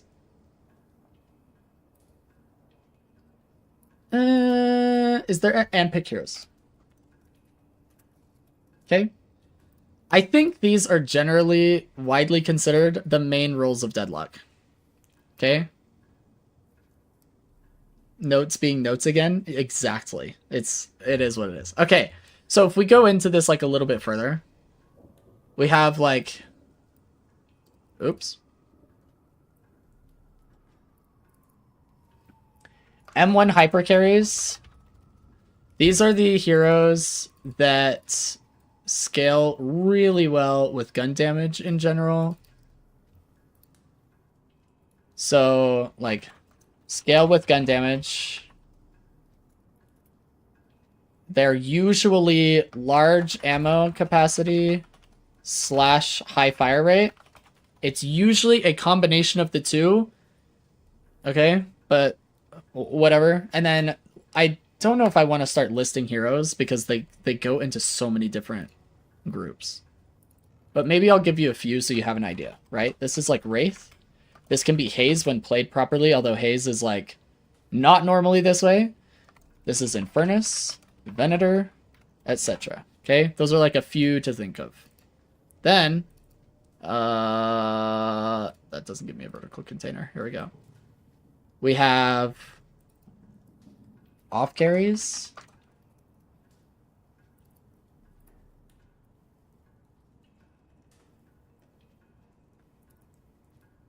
Hopefully this is helpful or answering your question at all, but it's going to be a long answer. Off carries are usually scale with gun or spirit damage and will be potentially, oops, top damage if scaling properly. Okay. 2, don't need large ammo or high fire rate. This is like your Lady Geist. This is like your 7. This is like your Warden, etc. Okay, kind of ideas of like off carries. So these are people that can carry the game, but they're not like traditional M1s. Okay, there are a lot of arguments here, by the way. I just want to be clear. There are so many arguments that you can make to have like 7 in an M1 hypercarry spot. And that's like absolutely true. You can watch like Parzelian or Renon play 7, and they are not playing off carry 7 where it's like ult bot and you do a lot of damage with your orbs. It's like 100% based off of your this damage. His, oh my gosh, I can't be in here. Hold up. I can't look at abilities ever. Power Surge, that's the name of it. Anyway, bring the notes back. Here. Okay. But yes, anyway, in general, I'd probably throw him in an off carry because he can be played as like a spirit nuker as well, right? This is why there's a whole lot of nuance with Deadlock, and it makes it probably a very complicated MOBA for that reason. Okay, then there's supports. These are heroes that have... Whoa! Not what I wanted. These are heroes that we have, like, high healing absorption, high control, generally fairly low damage. And then the heroes, think Paige, Rem, and Kelvin, etc. Primarily those 3, actually. But obviously, the way you play a hero can change drastically, which makes Deadlock a lot of fun, actually, because you can play, like, Beam Kelvin or Gun Rem or Gun Page or whatever. But anyway, these are generalities, right? Then there's, like, off supports. Oops.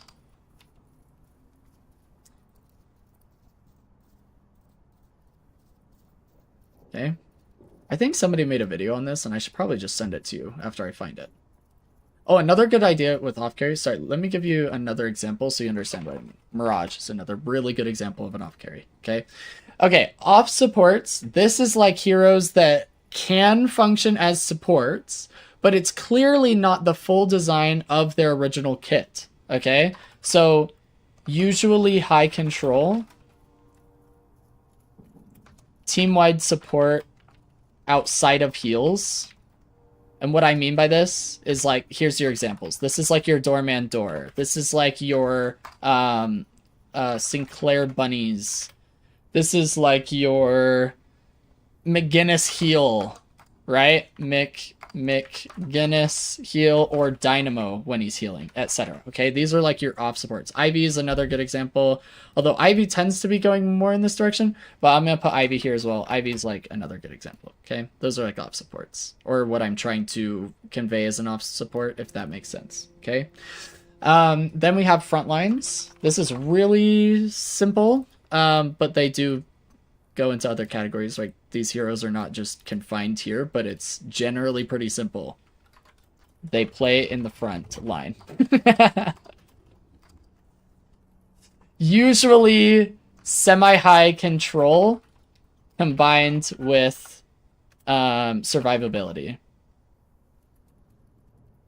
See, this is where it gets confusing, because Geist can be a quasi frontline, so she would also be here. But this is like your Moen Krills, your Mohammed and Critlers, your Silver, your Abrams, Victor, etc. Okay, these are like your frontline heroes. Okay, there's more, just giving you an idea. Okay, then there's Spirit Nukers. These are generally heroes that have really nice spirit scaling. Okay, they're the people who are usually squishy but do a lot of damage. Another off carry would be like Mina, but she also goes in the Spirit Nuker category, right? So high spirit scaling for high spirit damage potential. Usually kind of squishy. And backline. Okay, so this is like, think your Minas. Oh, Shiv is another frontline that I'd put in there, but whatever. Think your Minas. Think your Celeste.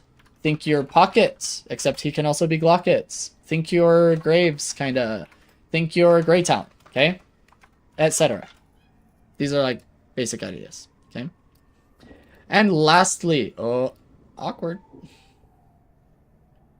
If your hero wasn't mentioned here, hopefully you can figure out where they kind of go, for the most part. But they also will probably go into several freaking categories. Okay. Lastly, we have pick heroes. These are heroes who have, let's say, I want to say specific CC that allows high kill secure from neighboring teammates. Okay? Oh no. We're going to have to make this one a little bit larger. Okay. Pick heroes is just a little bit larger than everything else. Don't mind that. 2, usually fairly low in... Well, actually, I don't want to say fairly low in damage. Let's say fairly low in split push capability. Objective damage. Generally, right? They're not doing anything other than like picking heroes off. So this is like, think your Paradox, think your Bebop, think your Holiday, etc. Okay, these are the heroes that initiate fights. It's also like the other form that you would use instead of pick heroes is like probably easier to apply to from other games. Like if you're bringing knowledge from other games, is initiators. So they initiate fights, but you can see how people will constantly go between these. Okay, I have a small amount of curiosity on how hard you would cringe at my Haze build. Probably not that hard. I see all kinds of garbage all the time. I play all kinds of garbage all the time. I will tell you, I tried playing Spirit Venator once off stream. That didn't go very well. I did less damage than the support page, but we learned very well that that doesn't work. Okay, the Paradox with the bomb and wall melting a walker. Yeah, there's obviously exceptions to the rule. These are generalities, okay? Especially during that time when the Paradox double bomb was like crazy scaling and she would melt walkers in like 3.5 seconds. That garbage was dumb. Another good Spirit Nuker that I want to add in here just for people to know is Lash, but Lash is also like turned into some sort of crazy off carry with like the gun meta and whatnot. So I think he's moving back into the Spirit Nuker meta, correct me if I'm wrong, but there was a time a couple weeks ago where he was like only built for gun, right? And then other hyper carries to keep in mind as I'm looking at the list over here is like Viper, and then another off carry would be like Vindicta, okay? So like just giving you an idea, but Vindicta also goes into like off support with Tether, and then she also goes into Spirit Nuker if you build her that way with snipes. Okay, so obviously there's like a ton of crossover. So if you were to ask me like any given hero, like I don't understand where they land. Like they're not in this list, and I don't know where they land. It's probably because they fit in like 3 boxes. Like Doorman is an off support, can be an off carry, can be a spirit nuker, can be an initiator. Okay, that's why he's broken. This is why he's like got 100% pick ban rate, because his kit inherently allows him to play like literally 4 different things, and it's super freaking annoying. And I'm not biased against Doorman at all, or venting, or need therapy. I'm just bringing this to your attention calmly. Okay? Anyway, moving on. I like Viper because you can just join a team fight from the complete opposite side and melt their backline. Nice. Yeah, that is a great example of an M1 hyper carry, is melting people. So yeah, like Calico is a really good example of a spirit nuker, even though she scales a little bit with melee damage, but maybe spirit nuker is like misleading. Maybe I should just say nuker, but generally they tend to be spirit scaling, so I'm just going to keep it that way, right? Because usually if you're a gun nuker, you're an M1 hyper carry, but there's like no place for melee. But you know what I mean, right? Okay. Anyway, these are the roles in general of Deadlock, as complicated as they are. Now, to go on to the second portion of your question is, you were saying roles and positions of different heroes. I want to go a little bit into Burst Mage, maybe. Yeah, I mean, it doesn't really matter what we name this, as long as you understand it's like spirit / melee. Okay? Like, no. We don't want that. We want like spirit. Well, whatever. Spirit nukers, it's staying. I can't think of anything else. Also, where did this arrow come from? I blame you guys for sure. There we go. Okay. I want to go into a little bit on positions, on what you meant, or my interpretation of the question, and then you can tell me if I'm just like completely off base. But something that I think is important to cover when it comes to roles, because understanding what the role is actually doesn't help a lot with the gameplay all the time. So one, why you do that to me?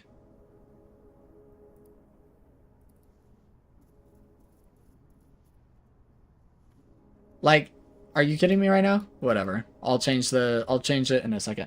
One, or actually we'll just say M1 hypercarries. Side laners wants to scale, need farm really bad. Positioning is behind front lines and with pick heroes in late game.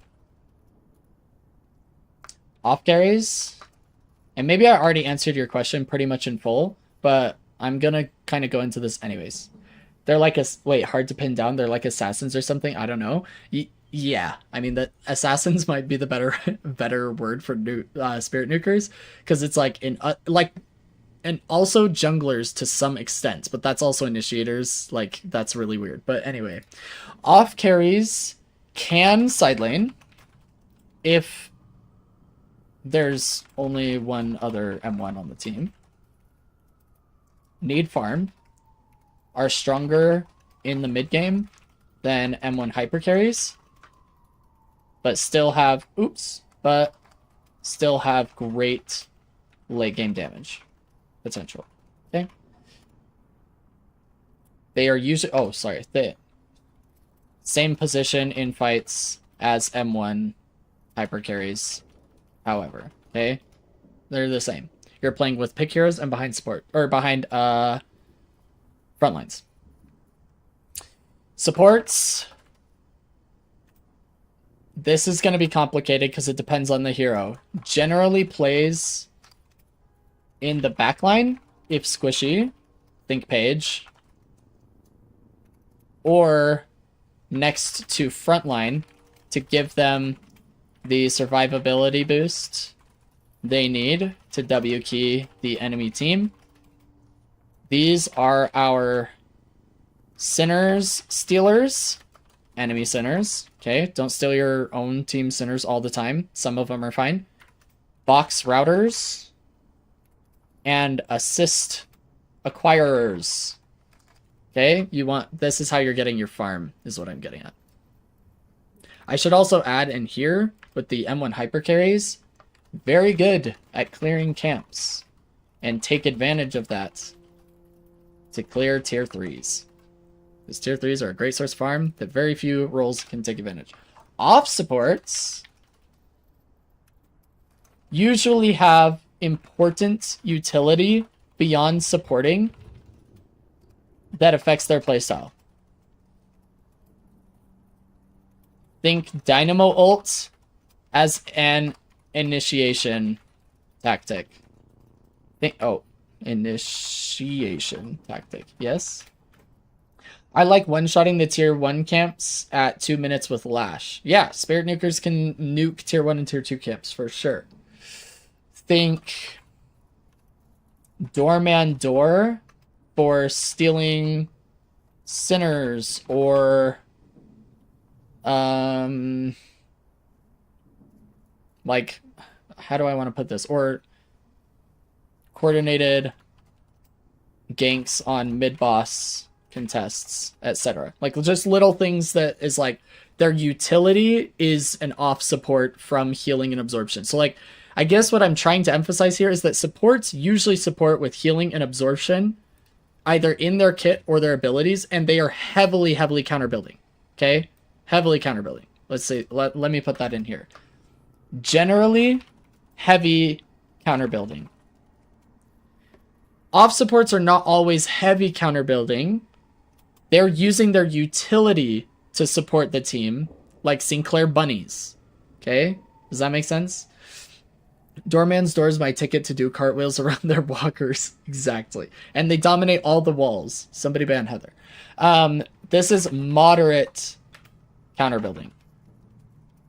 Okay? That's what makes them an off support, is their utility does a lot of their counter building for them, or a lot of their supporting the team for them. Yes? Also, I'm going to do this. Is this helpful? Hopefully this increases readability. Front lines. Building lots of green items, resistances, and niche counter building. Think Phantom Strike or Colossus, etc. These are like things that you wouldn't see. Paige isn't going to be like, oh, I know how to counter a flyer. I'm going to build Phantom Strike. That's the front lines counter building. She builds, whatchamacallit? Knockdown. Okay. Want to have high survivability and the ability to peel. Ability to peel enemies off their backline. Okay, this is like the don't touch my backline, I shoulder charge you. This is the, oh, you thought you were gonna kill my page combo. This is the, oh, you thought you had time to press W instead of the S key? Yeah, my silver claws are shredding you. That's front lines. Okay. You are playing side by side or in front of initiators to make it easier for them to land pick abilities, or to ensure that you're the target tanking the damage from the picked player / their supporting team. Does this make sense? Hopefully this is clear. Front lines are generally pretty basic. We're going to say Spirit Nukers next. These are our rooftop assassins, our gankers, roamers, junglers, etc. High damage burst in general, and somewhat low survivability. They utilize positioning for survival more than any other tool. Very little counter building, and take advantage of their scaling to build heavily offensive items. This allows for short pick windows to turn into quick kills. Okay, they're the kind of person, they are unique to the back line because they're not always sitting in the back line. They will actually be on the front line.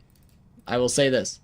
Sometimes requires you to gank the front line while enemy is distracted by your frontliners. Okay? Yes?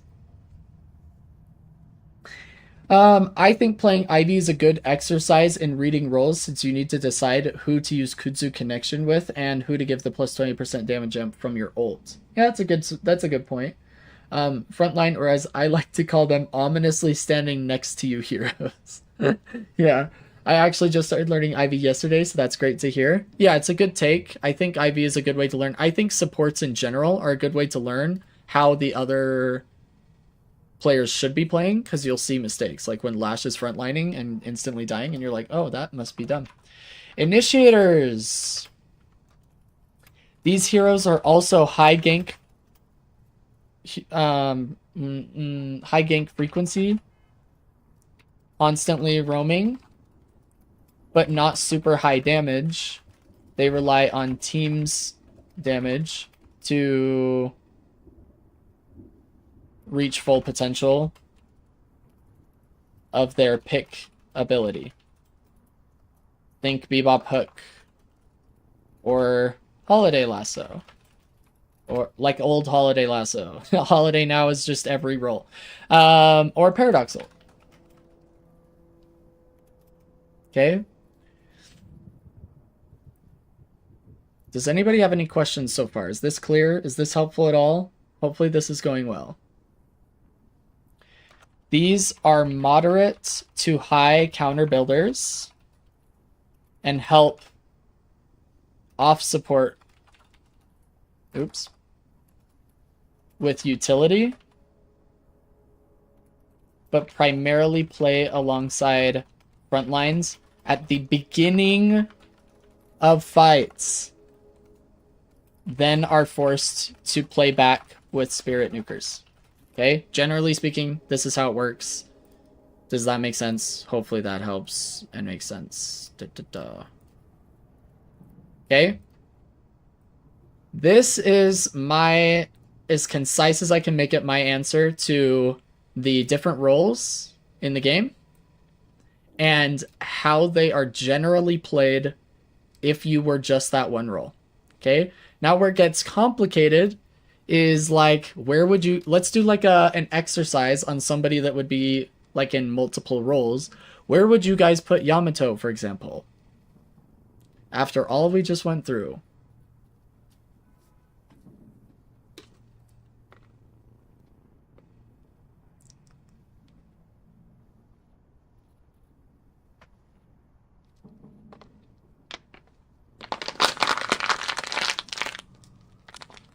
I need like what's that game music? The do do do do do do do. What's that from? Somebody help me. Off carry, probably frontline and Spirit Nuker. Missed this entire explanation. Yamato is Spirit Nuker, lol. So Yamato generally fits most into the category of Spirit Nuker, but she crosses over into frontline. Sorry, my chat died. I agreed with frontline Spirit Nuker. Hello, Bullet. Welcome in. Welcome in. So, yes, generally speaking, Yamato scales with Spirit Nuker, but her survivability from her ult and the fact that she's just tethering onto everybody makes her also a frontline. So she crosses over into both of these categories. So then the question is, how can these be played? Because sometimes it's like, well, these are kind of the opposite, right? This one's like backline, play safe, do lots of damage. And then this one is like up in their face using CC. Well, she's both in your face and doing a bunch of damage. And then she has to back up if she's getting low or no longer has her ult resistances or whatever, right? But in general, she's an in-your-face Spirit Nuker. It makes her very, very unique to most other Spirit Nukers, right? Yeah, Bullet definitely broke your chat. I completely agree.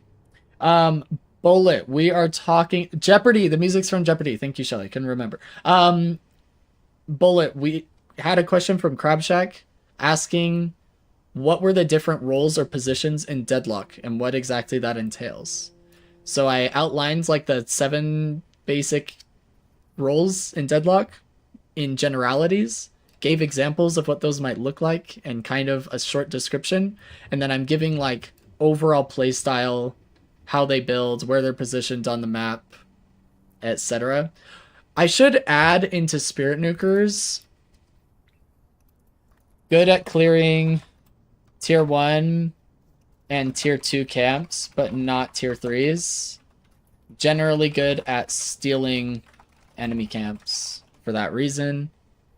Front lines, you don't get farm. JK lol. It's mostly sinners, boxes, and tier 1 camps.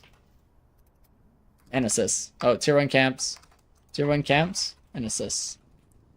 Usually your front lines and your supports are the most poor on the team because they can get away with the least amount of money.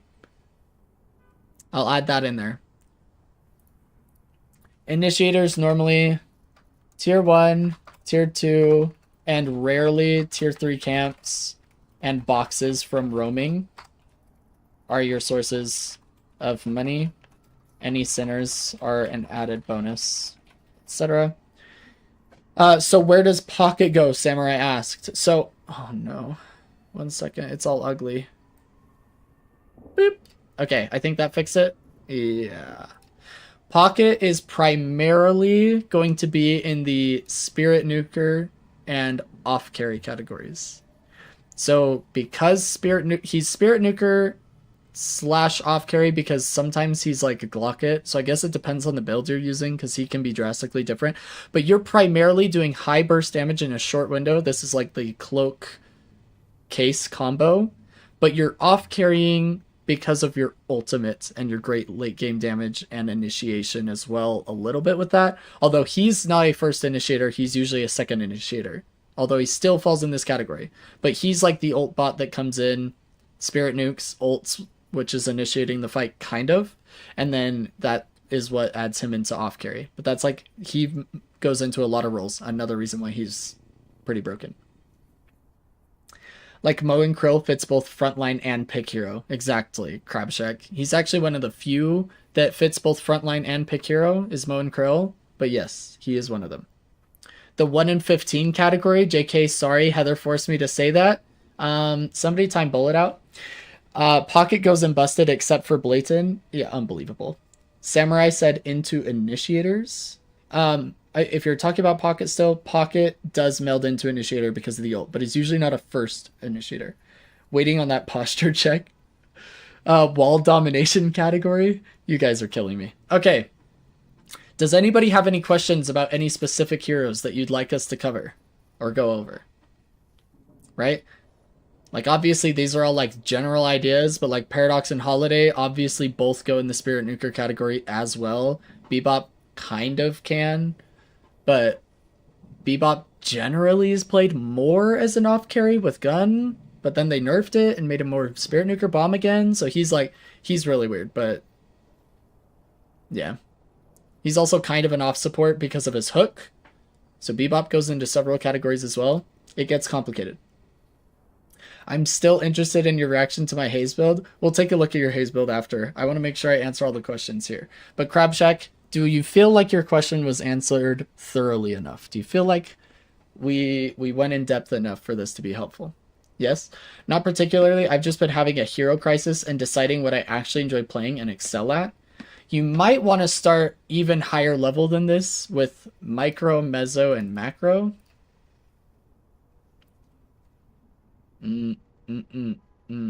What if I do this? What if we add a text? Yeah, here. You should ask yourself, what am I good at? Or what games have I been good at? Micro, meso, or macro? If you've been good at these games, jeez, if you've been good at these more often than not,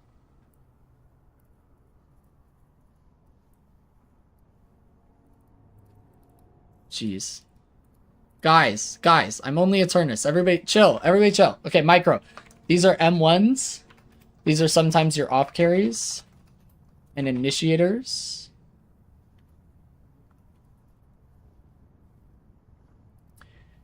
And this also does a lot of blending, unfortunately. I'm sorry. I'm aware of the M's. I did watch that video. Good. What is Mezzo? Never heard of that one. Mezzo is like the understanding of other people's abilities or possible moves or combos, or like your understanding of the game potential or possibilities or outcomes.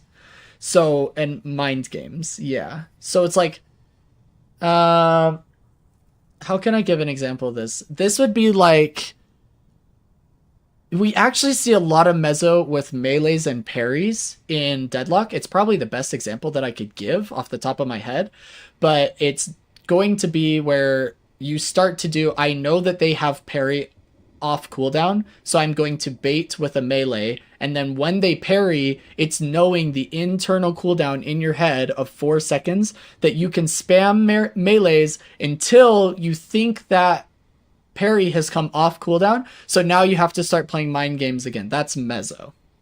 Does that answer your question? And the random aspect of the game. Shelly Froggy actually brings out a good point there. It's also the random aspect of the game. Mezzo sounds like counter intel. Yeah, so if you watch the video in the Discord that I posted, he explains it a little bit better when he talks about, think about what kind of cheats would help you win the game, and that's how you understand it. And Mezzo would be like wall hacks. It's like knowing where the enemy is all the time. It's like knowing it's like intel, yeah, just intel. So it's going to be like knowing what abilities they have off cooldown all the time, or the exact timer. Like imagine every time you fought somebody, they had a timer over their head for the exact amount of time until their abilities were off cooldown. How differently you would play the game knowing what they have available. Knowing that Abrams is hoping you shove his tower because he has shoulder charge off cooldown, right? You're not just guessing like, oh, he used it 18 seconds ago. Is it off cooldown by now? I can't remember. I don't know. Like that kind of a thing. Or like knowing that when you're going into double sinners, there's 3 people standing in there waiting for you to come by so they can gank you, so you know you're not going to go in there. Kind of stuff like that. Yeah, reacting in lane when Bebop misses a hook and whatnot. Knowing that you can get more aggressive because he can't pull you under the tower. That kind of stuff is mezzo. Okay, so if you're good at mezzo, this is also going to be initiators. This is really important for front lines, and it's good for off supports. Really good. Macro is what we all know. This is minimap and clock. This is your awareness of the entire map. This is awareness of objectives and decision making. What's the next best thing to do after we just got a second kill this late in the game? This is the overall objectives of the game. Which objective is more important than the other, etc. This is really important. Oh, by the way, micro also goes under Spirit Nukers. And then, oops. And then it also goes here. Macros are really, really support heavy. Okay, supports are like 90% macro and then like 10% everything else. This is why initiators are complicated. But initiators have to have really good macro. They have to know when they're going into a good lane or not, and then what to do next, etc. I think solving systems is a good general description of mezzo. Yeah, that is a good general description of mezzo. Feel like initiator should fit into macro more than micro. Initiator fits into everything. That's the problem with initiator as a role. At a high level, it's a difficult role. The reason it fits into micro is because you have to be, if you miss your initiation, like once you miss, think about it this way. You're in a pro 6v6 scene, okay?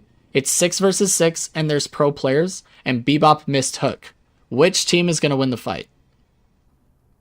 Not Bebop's team, okay? Because it's a very micro-heavy pick ability. And his entire kit and his entire team's initiation is based entirely on his mechanical skill to hit the skill shot of the initiation. That's like also paradoxical. Like imagine we stuns the enemy team with like, or not even stunned, just like a page route on the enemy team. They're grouped up. There's 5 of them, and Paradox somehow misses the ult. That is a huge micro failure that changes the entire aspect of the team fight. So there's a micro component to initiators. The Mezzo is knowing who you can initiate on. So this is like knowing whether Counterspell is up, knowing whether they have their Tornadoes up, like on Mirage, or if Gargoyle is up, they're going to be able to immune it. So that's the Mezzo aspect. And then the macro aspect comes with roaming and ganking with initiators. So like I'm going to go gank this lane and use my initiation abilities to give us a 3v2 advantage and win this fight. And then you go over there and but you weren't looking at the minimap. You didn't realize they backed up under Guardian. There's no kill potential and you just wasted time that you could have been doing something else. Okay, so there's like a gazillion different things when it comes to initiators. Unfortunately, they fall really heavily into this role. Front lines are also here. And then this is also off supports. Did I miss any? I hope not. M1s are really heavy on micro. They're also in Mezzo. So this is M1s. I think I covered everything, and most of them fit into 2 or 3, which is it. But this will help you understand a little bit where you'll fit into specific roles. But what's fun about Deadlock is because so many heroes dip into so many different categories that you might actually have to be good at micro, mezzo, and macro for a specific hero. And then for other heroes, you only need 1 of them or 2 of them. So like, it gets complicated. It gets complicated. You know what I mean? Micro is more like mechanical excellence, where macro is more decision making. Yes, micro is like aimbot helps you win games. So like micro games that require aimbot, like Valorant, CS, R6, that's the type of game that is very micro heavy. And then they have a really strong mezzo aspect, right? I guess it does not make sense since I really enjoy macro plays and solving for minimap positioning and ult cooldowns, but suck at micro. Oh, I guess it does make sense, you said. Okay. Crab Shack, micro is definitely my weakest category. Well, maybe this will help a little bit. Maybe this will help a little bit. I feel like you're criminally underutilizing your stickman shape in your notes. The stats say... Wait, stickman shape? What stickman shape?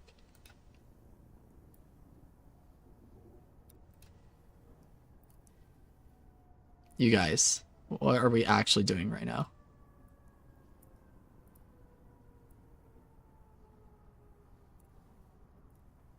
Wait, I can't see his arms. Wait, what did I... What?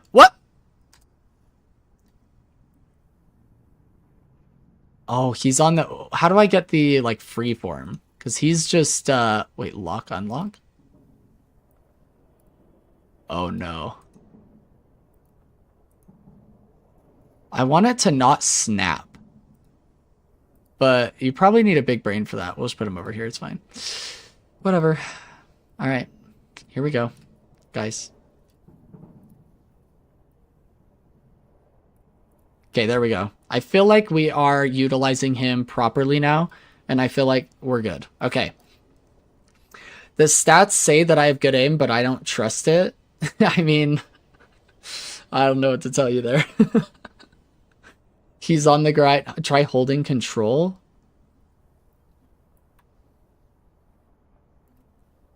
That just, what the heck? Okay, it just gave me a duplicate. Need more stickmans. Somebody ban Heather. He's on the grid. Probably can't place between the grid. Oh, you're probably right. What if I turn off the grid? Wait, what? Wait.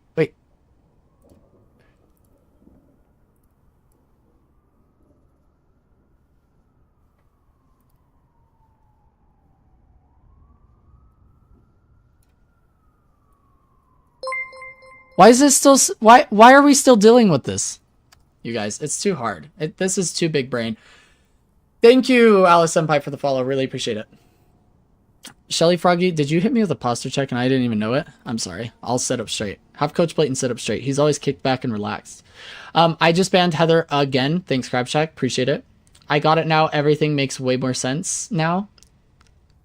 Hopefully. Oh, all right. Well, it was worth a shot. LOL. Okay, so here you go.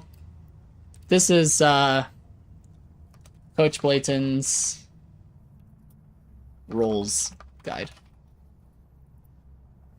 Yeah. We're going to throw it in the Discord because that took a lot of work and I don't want it to go to waste, but hopefully it was helpful and answered some questions. If you guys have any other questions, your avatar is missing a rock. Coach Blayton is way too sophisticated for rocks. All right, Samurai, what a foolish statement to make. Look at that monocle. Okay, you see my monocle? You think I smack rocks and clams? Nah, dude, it arrives on a silver platter. Okay, silver platter. We need to sort that out. It's already been sorted. I just explained it. My word, pebbles are an otter's favorite thing. No, his bow tie is his favorite thing. Correction. I'm eating, so half and half. Well, thank you so much for the follow, Alice. Appreciate you being here. Okay, anybody have any other questions about the roles? Do you feel like it was covered pretty well? Is there any hero in particular that you're still like, don't know where they land? How are we doing? Is it okay? Is it fine? Are we happy? No? Great cover? Oh, good. Good. That took way longer than I thought it would. So let's do guess your rank. So Dynamo is an M1 carry. Yep, Heather was listening. She definitely got it. Okay. Standard matches. We are looking for...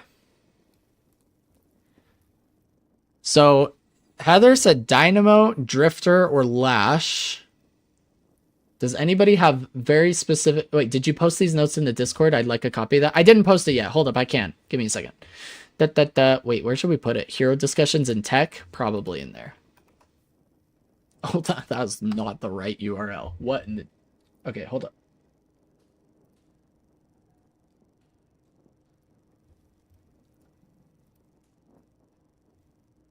There we go.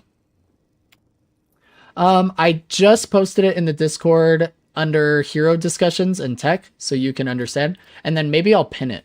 Does that seem like a good thing to do? Seems like a good thing to pin. We'll pin that to this channel, so it can be referenced at any point. Dang, it's lacking so much color though, you guys. I feel like we definitely missed the boat on making it bright and colorful like we normally do. Anyway, hold on. Don't you want to see the funny haze build? Oh, yes, you're right. Hold up. You're right. I said we were going to look at that, and then I forgot. Hold up. Let me pull that up.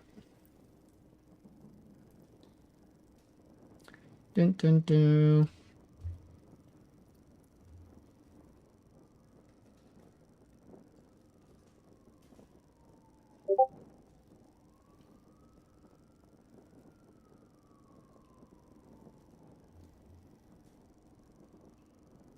Honestly, you could clip the last 45 minutes and make a whole YouTube video out of it.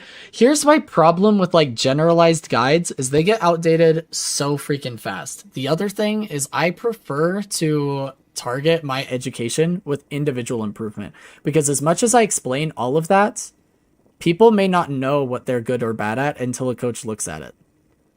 So it's like, sometimes it's easier for me to just look at you and your gameplay and then help you improve, more so than be like, here, a million people, try and learn from this generalized information. But I could throw it on the channel. It'd probably do okay, but like, whatever.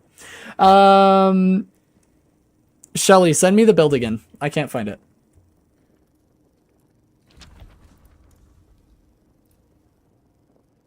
But more content means more viewers? I mean, probably. Yeah, but if it's content that I don't enjoy putting out and then people expect me to put out that content and then I don't? Oh, wait, this is on the wrong freaking hero. You guys. You silly guys. You thought that was a test and you all failed, by the way. Oh my goodness. Unbelievable. Okay, the Dagger. What a name. I like that it's trademarked too. W. Okay, everybody, this is Shelly Frog's haze build. What you do is you load it up. This is the number right here. You ready? That's the number. Okay. And then once you load it up, you just do this. Then you just log in and win. I mean, we don't even need to look at it. I'm kidding. Hold up. Stay safe out there. Anti-spellbreaker item. Plus it gives you a massive burst. It's all annotated. It begins. You guys, this is crazy. There's no annotation here. Why am I buying it? I don't understand.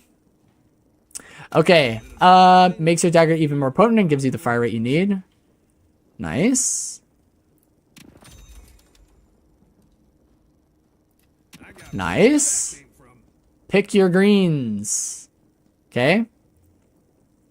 Swap this for another 1.6k if needed. Oh, I need it. Okay. Spawn regen in your pocket. Easy clap. Dispel Magic 2.0 at your service. Your max 2 is effectively a dispel, but with 4 charges and bullet life still. Can't dispel silences though. W. This is what he means for those who don't play Haze. I mean, for those who don't play Page, you may not know this either. But max 2 dispel non-ultimate debuffs. Rapid recharge gives a bunch of charges of that, so you can just constantly dispel stuff. Okay, now you know. All right, burst fire. Tank Buster. Large health pools, yeah. Makes your sleep extra long. Put the small one on dagger. Okay, he means this one. Duration extender. And then upgrade. We're going to unqueue that because we ended up getting reactive barrier, according to the notes. And then utility. Wait, why is this optional? What the heck? This is like must have. What is this build? Okay, I love annotation. It's the screw you amount of burst damage haze. I'm going to try and use your haze build, and I don't even play haze. Can we just remove all the free cleanses this game comes with? That has a whole lot of dang 5-minute CD summoner spells in League. All right, let's take a look here. Usually high value for everybody, ever. Slowing Hex is the most busted ability in the game. And we're going to buy this too, because we hate Drifter, Lash, Bebop, Pocket, etc. Plus it gives you a nice spirit power boost. Extremely powerful combo with rapid recharge plus 2 max. There you go. Now, we definitely want 2 daggers. We don't need this anymore. We're definitely upgrading that. You know what I would have you add to your build here? I'm just throwing this out here. It's actually way freaking goated on Dagger Haze is Arctic Blast. And it's because you can do this. And then you throw another one if he doesn't insta-die. It's just this gives the capacitor effect now. But even before the capacitor effect, this was still good. So yeah. Anyway, just throwing that out there. But that's the build, you guys. The first 6 are my favorite. Okay, genuinely really strong with rapid recharge. You can easily get 5 to 6 stacks and maintain it. We don't need this because we bought Arctic Blast. Another item that gives you everything you need. Okay, I like it. What do we replace though? It doesn't tell me what to replace. See, now I'm lost. I mean, it's just over, chat. It's over. What are we gonna do? Probably Headhunter, honestly. It applies spirit debuffs and has the slowing hex effects pretty much. Yeah, I mean, it's probably... I just don't know if it's better than this if you're going for Dagger Haze. You might want to switch these out and see how it feels. I'm just saying. But 1, 2, 3, 4, 5, 6? Why do we need Unstop if they're all CP? They're just CP. Without this, late, you're just going to get CC blasted. False. You can't get CC'd if they're dead. You heard it here first. Death is the best CC. Coach Blatant, trademark, copyrighted. Clip it and ship it. Only buy this if you have metal skin and people you need to shut down. Can't use metal skin if you're sleeping. Just saying. No, I'm kidding. This is actually really good. Magic Carpet. This is interesting. I don't think I would ever use this on Haze, but it's probably good for the movement overall. Lol. The annotation. LOL. Love it. Okay. Feels like Spirit Snatch belongs since sleep gives free melee. Actually true. Let's throw that in here. We don't need to heal this late in the game. So this is what you do. You go and this is the Coach Blatant. This is the method, okay? You go with this. You go boom. Bam! No, I'm kidding. You do that first before the second dart. But also this guy keeps dying. Somebody give this guy some health. You know? The shadows. Good night. Yeah, I mean, that's pretty much it. Check Headhunter. Hold up.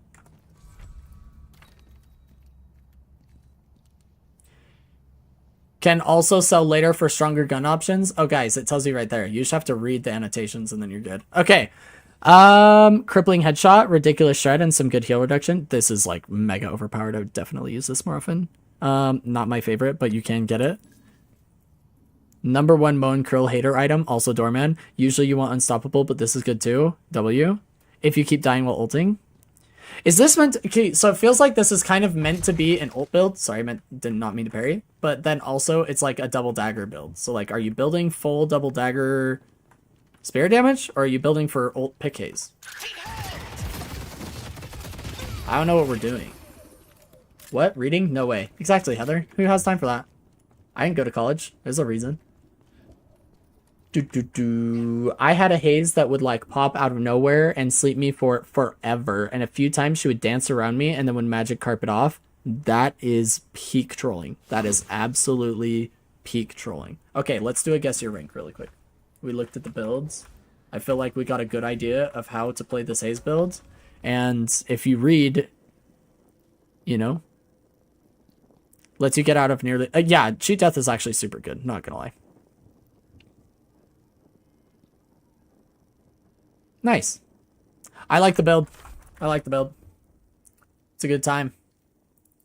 You'll probably rank up with it too if you apply everything else. Okay, I had a haze rush magic carpet for their second item before. That is mega troll. You heard it here first. But also awesome. It pivots into attack speed late game. I see. Can we talk about armor piercing rounds? I feel like it should be the most disgusting item in the game. It gives true damage. How is it not more utilized? Because you can get so much bullet resist and other benefits from so many other items that you just end up stacking other items instead, because overall you get more. Armor piercing rounds gives you one thing, and it's usually only really good against really high bullet resist. I feel like it needs a buff actually. Like crippling headshot plus hollow point plus, I can't even think of something right now, weighted shots. Those all will give you way, way more than armor piercing rounds plus any other tier 4 item will, because armor piercing rounds only gives you one thing, and all those things give you like a gazillion other things. Weapon damage, debuff resist, and penetration, bullet resist, etc. In my opinion, because people don't build a lot of flat bullet resist. That's true. People buy metal skin a lot. Yep. Armor piercing is really just the why the heck do they have 3-plated armors? Yeah, kinda. Yeah. Doesn't it pierce metal skin? And I guess people just don't build much bullet resist. I do not think it pierces metal skin, no. We can read it and figure it out, but I don't think so. I think it only pierces the deflection of like...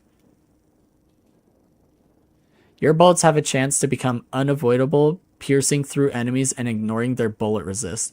Maybe it is unavoidable. I'd have to test it, but I don't think it does. I've never seen weapon damage go through. The counter to metal skin outside of curse is merc mag. That's the counter. But no, I think this just goes through bullet resist. So what it's trying to say, piercing through ignoring bullet resist, is instead of somebody having 60% bullet resist from whatever things they've been building, is it just hits them as if they had 0 bullet resist 55% of the time.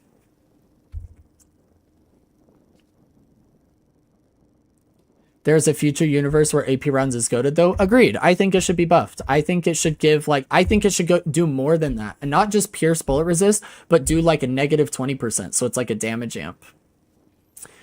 AP rounds does not go through metal skin. I thought it did when I was learning Viper, but I discovered that was false. Yeah, I mean, go figure. I didn't think so either. It's just wild coming from League, where true damage is the most broken thing around. Agreed, except... Yeah, I wonder why that is. Why is true damage so big in League and Smite, but not here? I actually don't know the answer to that. I need another drink of water. Okay, guys.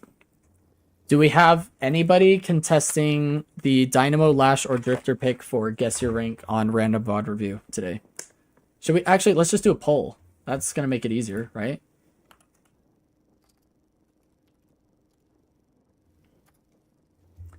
Here's the question.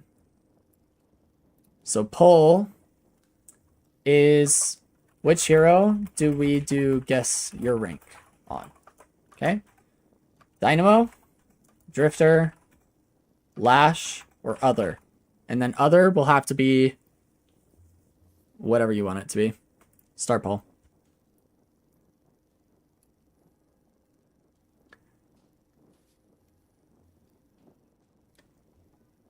Actually, we can watch the poll here.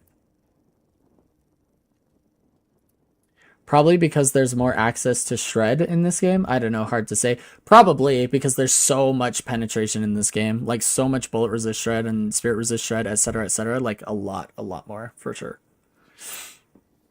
This is tripping me out, for sure. This whole stream preview. Yeah, it's killing me, but whatever. We've got one other and one dynamo.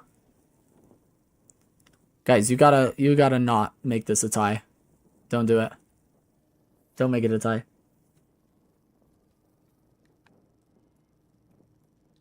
Watch, somebody's gonna vote for Drifter and it's gonna be a 3-way tie. Unbelievable.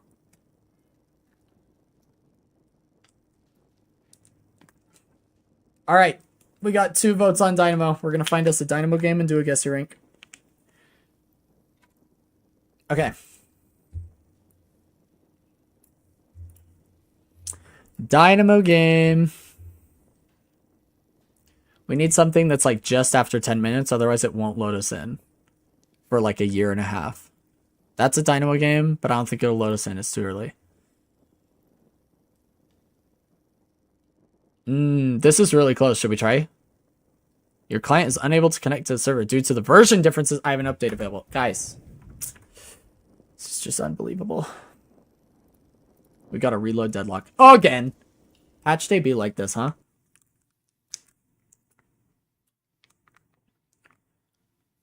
Now I have to add Coach Blatant approved build to it? For sure. Tie my name to that bad boy. I'll take credit for all your wins. Heck yeah. But if you lose, it's not my fault, right? I think that's how that works.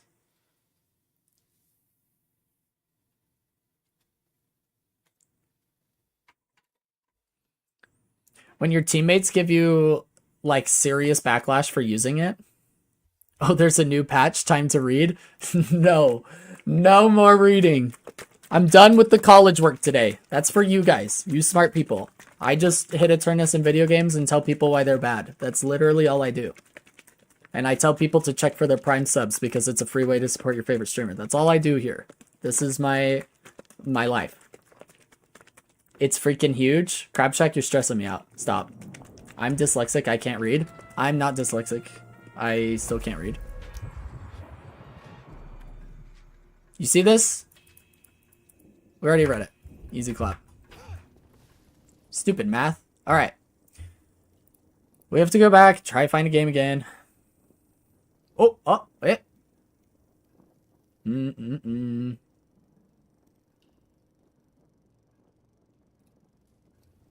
Oh, Dynamo 11 minutes. Hold up. Why? Oh, wait, their version's probably different in the game. Oh, no. Wait, we might not be able to do a guess your rank. Because I got the update that they didn't get. You see? Oh, no. You guys. Today has been the weirdest stream of all time. Just, everything's broken on patch day. Should I just never stream on Tuesdays? Should Tuesdays just be the you know what we should do? Actually, brain so massive, my neck is going to be sore.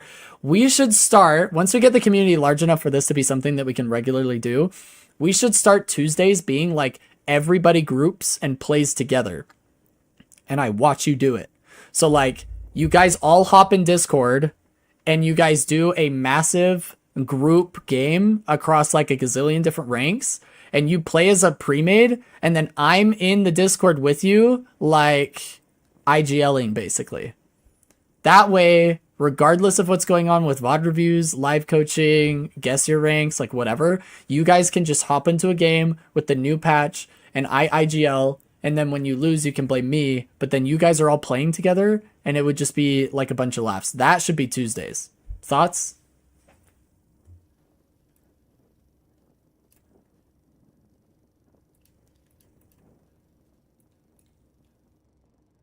Alice says I like it.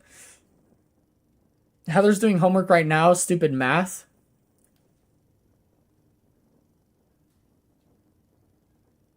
Math is exhausting. Not stoked for next semester. I have math next semester too. Oh, man. Depends on the time for myself. That's true. That's true. Also, the thought process with Magic Carpet is that it just gives a bunch of stats for no reason and basically every off angle you could ever want to the gravity. I get that's true. I mean, I see the point there. I feel like you'd get more value out of 6,400 souls elsewhere. That's all. I wasn't listening. What is the current question? Samurai, the current question was, since Tuesdays, patch days, break everything for the stream, like we can't hop in here because they're using an old client. Like, because we just got an update, we restarted Deadlock and they didn't. So, like, I can't hop into these. I can't do VOD reviews unless you guys have a VOD from literally today. And I guess I could do live coaching on Tuesdays. I could, like, try and reserve live coaching for Tuesdays because they have to hop in a game right there. That could be good. But what I was saying is we could do, like, a community games, essentially. Like, you guys would hop in Discord and game together in a group, and I would be IGLing it. So it would just be like live games together and live coaching on Tuesdays, because Tuesdays are the weirdest time to be streaming for my content because everything's broken. We could reserve live coach, and I can't do pro VOD reviews because every VOD prior to the major patches is just completely broken. So I have to wait until after today when pros have played some matches, or after Deadlock Night Shift after patch day, for us to actually review a game. My schedule is entirely free but summer, but don't know other schedules. Yeah, I don't know how well it would work with a small community, but it's something that we could start doing, even if it's just like a few of you, right? Even if it was just like 2 or 3 of you in the Discord, we would be able to like do the Tuesday games. And then also live coaching sessions should probably be reserved for Tuesdays. I think that's a good idea. Let me write this down. I'm going to forget. Tuesdays.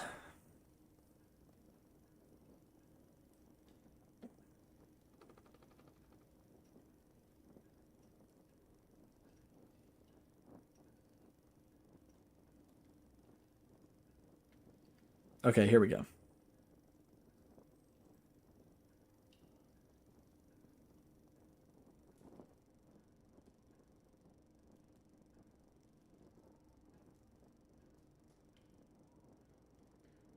We could also do like, so when the community is big enough, it would be all within the community. So I'm thinking like custom games where it's like 6v6 of all like viewers. And we would just kind of like organize the games to the best of our ability to make them as fair as possible. But it would be like mega troll custom games. So like Tuesdays would be like, you know, no M1 hyper carries, or you have to play, like, I don't know how we would do it, like, or whatever you guys want to do, right? Like whatever crazy custom game you want to put together that would be just silly to watch. Or if we can enable having like mirror matches, it would be like everybody's haze, but you can't go invisible. Or everybody's haze, but if you're seen, you lose. So like you have to be invisible or hiding. So it's like hide and seek. Or like, you know, like random stuff like that, where it'd be like a huge community event, 6v6. And then we would just have fun with it from there. Heather says she loves the idea of gaming together. Live coaching and playing games together would be so cool. Samurai says my schedule is entirely free because of summer. I don't know other schedules. Alice says I don't ever work Tuesdays and cries at her warden at the first idea. Shelly says I feel like I'd start crying with live coaching. Well, maybe live coaching isn't for you. That's fine. Yeah, I've got probability and stats next semester and theory of computation. That sounds miserable, Samurai. Yeah, live coaching sounds cool to me, and also community gaming sounds cool. Well, these are good ideas for Tuesdays. We should definitely start implementing them, and it's going to get better and better the larger the community gets, for sure. But it's definitely an idea to keep in mind. Any live coaching requests, I'll try and group them up on patch days, Tuesdays in particular. Although patch day isn't always on Tuesday, which is a problem. Could always do in-house games if we have enough too. In-house street brawls, lol. Yeah, that's what I'm talking about. Like within the community, just like crazy. Or you guys could bring friends, right? Like you could be like, yo, on Tuesday, we have this event. Come check it out. And then that would like augment the community, since it's probably not big enough to have enough people all the time for that sort of thing. But if you guys have friends that would be available on Tuesdays and down to do that, we could definitely set it up. I think that'd be fun. Well, since we can't watch any games... Wait, maybe there's like a brand new game that is the right client. Dang it. Oh, guys! Guys, we found one. I didn't see if there was a dynamo. I just clicked on it. Okay, there's no dynamo, but there's a lash and a drifter. Okay, until we see lash or drifter, the haze hide and seek would be so fun. Actually, what we should do is we should have one player playing haze, and the other 11 are trying to find them.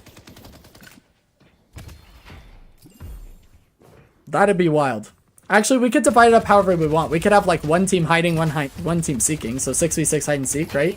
Like 6 hazes and then 6 seekers. But the seekers can't play drifter because then you just ult them. Nothing that can see through walls. We'd have to like specifically think about who it's gonna be. But that would be fun. We need to come up with other games. We could also do like King of the Hill. So it would be like you can only be in blue lane above the mid boss. And you have to play on the bridge. And whichever team has more players standing on the bridge after 5 minutes or whatever wins. Or what I don't know how we want to do that. Or we'll have like a timer set. I don't know how we do that. Or maybe the urn. Maybe we just have them sit on a neutral urn and then whoever delivers the urn wins. So it's just like a 6v6 urn fight. We'll just insta-spawn it. This is Guess Your Rank. Yeah, we're just watching Guess Your Rank, except apparently we're watching Eternus because there's no Dynamo, and that was the vote. If you guys have a different hero you want to watch, we did say Drifter or Lash. Do you guys want to watch Lash? But yeah, we're just doing a Guess Your Rank before we end the stream today. Because I'm super tired. Lash? Alice, thanks so much for the Prime sub. Really appreciate it. You're the best. Let's watch Lash then, Heather. I like watching Eternus. Oh no, now what? Now what? Oh dang, he just got a kill. I'll bounce between them. Doesn't matter to me, watch whoever. We can go back and forth. Heather and I had the same idea. Uh-oh, if I had the same idea as Heather, does that make me dumb? Be honest. Haha, gotcha. Oh, oh! We're getting chased by zombies. Oh, Eternus is being chased. Wait, this is exciting stuff. Haze is missing. He's dashing away from a haze. Wait, now Calico's on the haze that was chasing his Eternus. Hold up. We should just watch the whole team. Wait, we should actually... Let's do this. Oh my gosh! Should we cast it? Haze with the parry. Abrams coming into Calico. Calico in danger. Calico getting low. Abrams pops the ult. Calico under Guardian. Will Abrams dive the Guardian? He goes for it. Misses the ult. Eternus is back full health with the reset. Abrams low HP, but don't forget Haze is on side.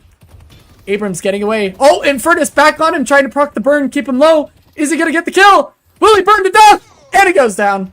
Eternus with the kill. Low health Haze. Oh, we're going underground. Hold up. Haze running from Eternus. Will she have the same fate as her Abrams?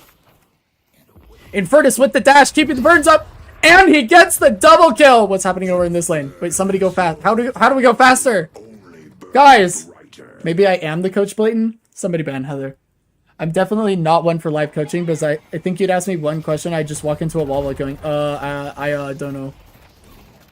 Oh, Shiv getting gargoyled. Went for the dash on the low health. Drifter really low. Shiv bloodletting, trying to keep him alive. Here comes out the Drifter ult. They're blind. Drifter's blind and scared. What is that? Punch distance. All right, we got melee Shiv going on. 7 no longer blind, getting aggressive. Stun on the gargoyle. Drifter playing on the side. Low health. 7 defending by himself. Hold shift. Wait, shift just flies up. This is control, and this is shift. And that's Shiv. Oh, that was a bad joke. Alright. Shiv going with the poke with the knives. 7 on the stairs, going from a different angle. Gargoyle for the heal. Drifter taking a little bit of damage here. Can't get hit by the knives. They do get the heal minion. They've got lane tempo. Shoving. Oh, he hits the damage on Shiv. Shiv having to play back. Very nervous. They're clearing the wave as fast as possible. Drifter forced back up. Minions are down. We're getting aggressive. Here comes the gargoyle stun and the heal. Shiv getting so low. Will Drifter teleport? Shiv, is he gonna die? Oh, Drifter gets the kill with the teleport. 7 now in trouble. Oh, Drifter with the flyby. Just get resetting, going back to his teammate. And people are leaving the game. What is happening? Guys, this can't be real. Let's watch some Graves gameplay. Alright, Graves pressuring Lash. Gets him very low, even with the flog buffs. Here comes a pillow. Graves trying to root the Rem. Rem jumps over it. Here comes another zombie. Will the zombie get the damage? Zombie. Oh! Oh! Zombies! Oh, lots of them! Okay, back to watching heroes play the game. Graves under a lot of pressure. Skulls are attacking a tier 3 minion. Rem pressuring her. Lash. Oh, parries nothing. There goes the heavy melee for the kill. I think they rage quit. I mean, everybody's leaving. This game's cooked. This game's cooked. Unbelievable. We have 2 levers that early. I'm guessing Alchemist. I'm guessing it's like patch day server issues.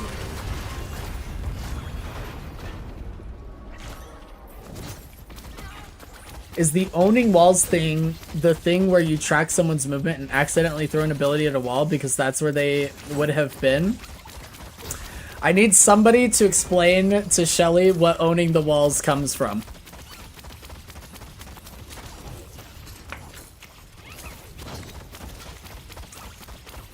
Arcanist is my guess. They're hitting CS. Could be my own games. I'm guessing Ritualist or the one above it, which is Emissary. Server issues sounds like a safe guess too. Own all the walls. Okay. I don't think we have a video of it on YouTube. Abrams DC'd and is just walking in circles, bro. What the heck is this game? Guys, I think we broke it with our spectating. I'm not gonna lie. I think it was us. Anyway, owning the walls comes from Heather's gameplay. We did a VOD review of Heather playing the game. And... oh, an unstable rift is opening. Go to the rift to claim its power. Wait, I want to see the rift. This will be my first time seeing the rift.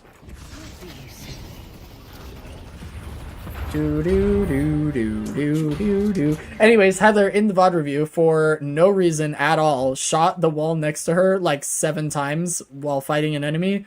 And we called it wall domination. Ooh. Oh, the music. You guys.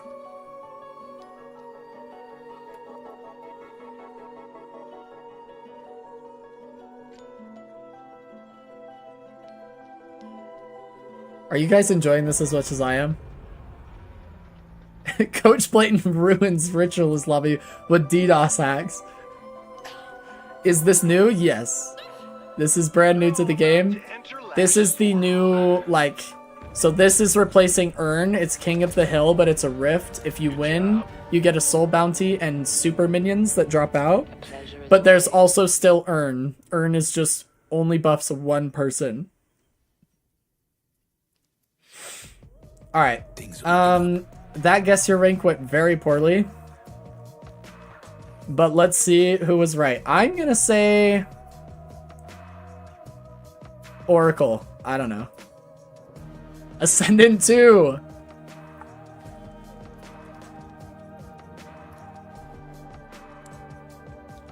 It's basically just a 3rd global objective. So outside of mid-boss and Earn, and now we have Rift. By the way, you guys, the video I did forever ago on, and the stream we had on therapy, when I was just complaining about the Ascendant lobby that I played with off stream, this is what I'm talking about. You guys thought they might be Alchemist or Arcanist, and they're literally Ascendant players. And Ascendant players have the gall to think they're the same as Eternus. It just is what it is. It's kind of awkward because the Urn spawns on the same side as the Rift. Yeah, it's interesting.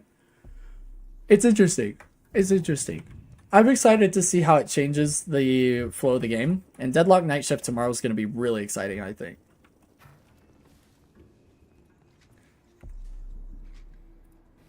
All right, kiddos. I appreciate you guys so much. Thank you all for being here. It has been an absolute blast. It's going to be a super short stream today. I'm going to turn it off here because I am so tired. But I did want to hop on and try and do coaching, but we failed because patch day screwed it. But we did get to go over the patch notes, and we did get to talk about roles and positions in Deadlock and how complicated they are. And we went a little over micro, meso, and macro. But hopefully you guys had a good time. Thank you all so much for the subs and for the follows. Thank you for supporting the stream and supporting me. Appreciate you all. You're welcome for the build approval, Shelly. Appreciate you. You guys all have a wonderful day. I will catch you all tomorrow. Hopefully VOD reviews will be working. So if you guys have any games you played today or tomorrow morning that you want me to review, go ahead and throw them in the Discord and we'll review them tomorrow. And then we will also do Deadlock Night Shift tomorrow afternoon and potentially evening. We will see. But I will see you all next time. You have a wonderful day. Take it easy.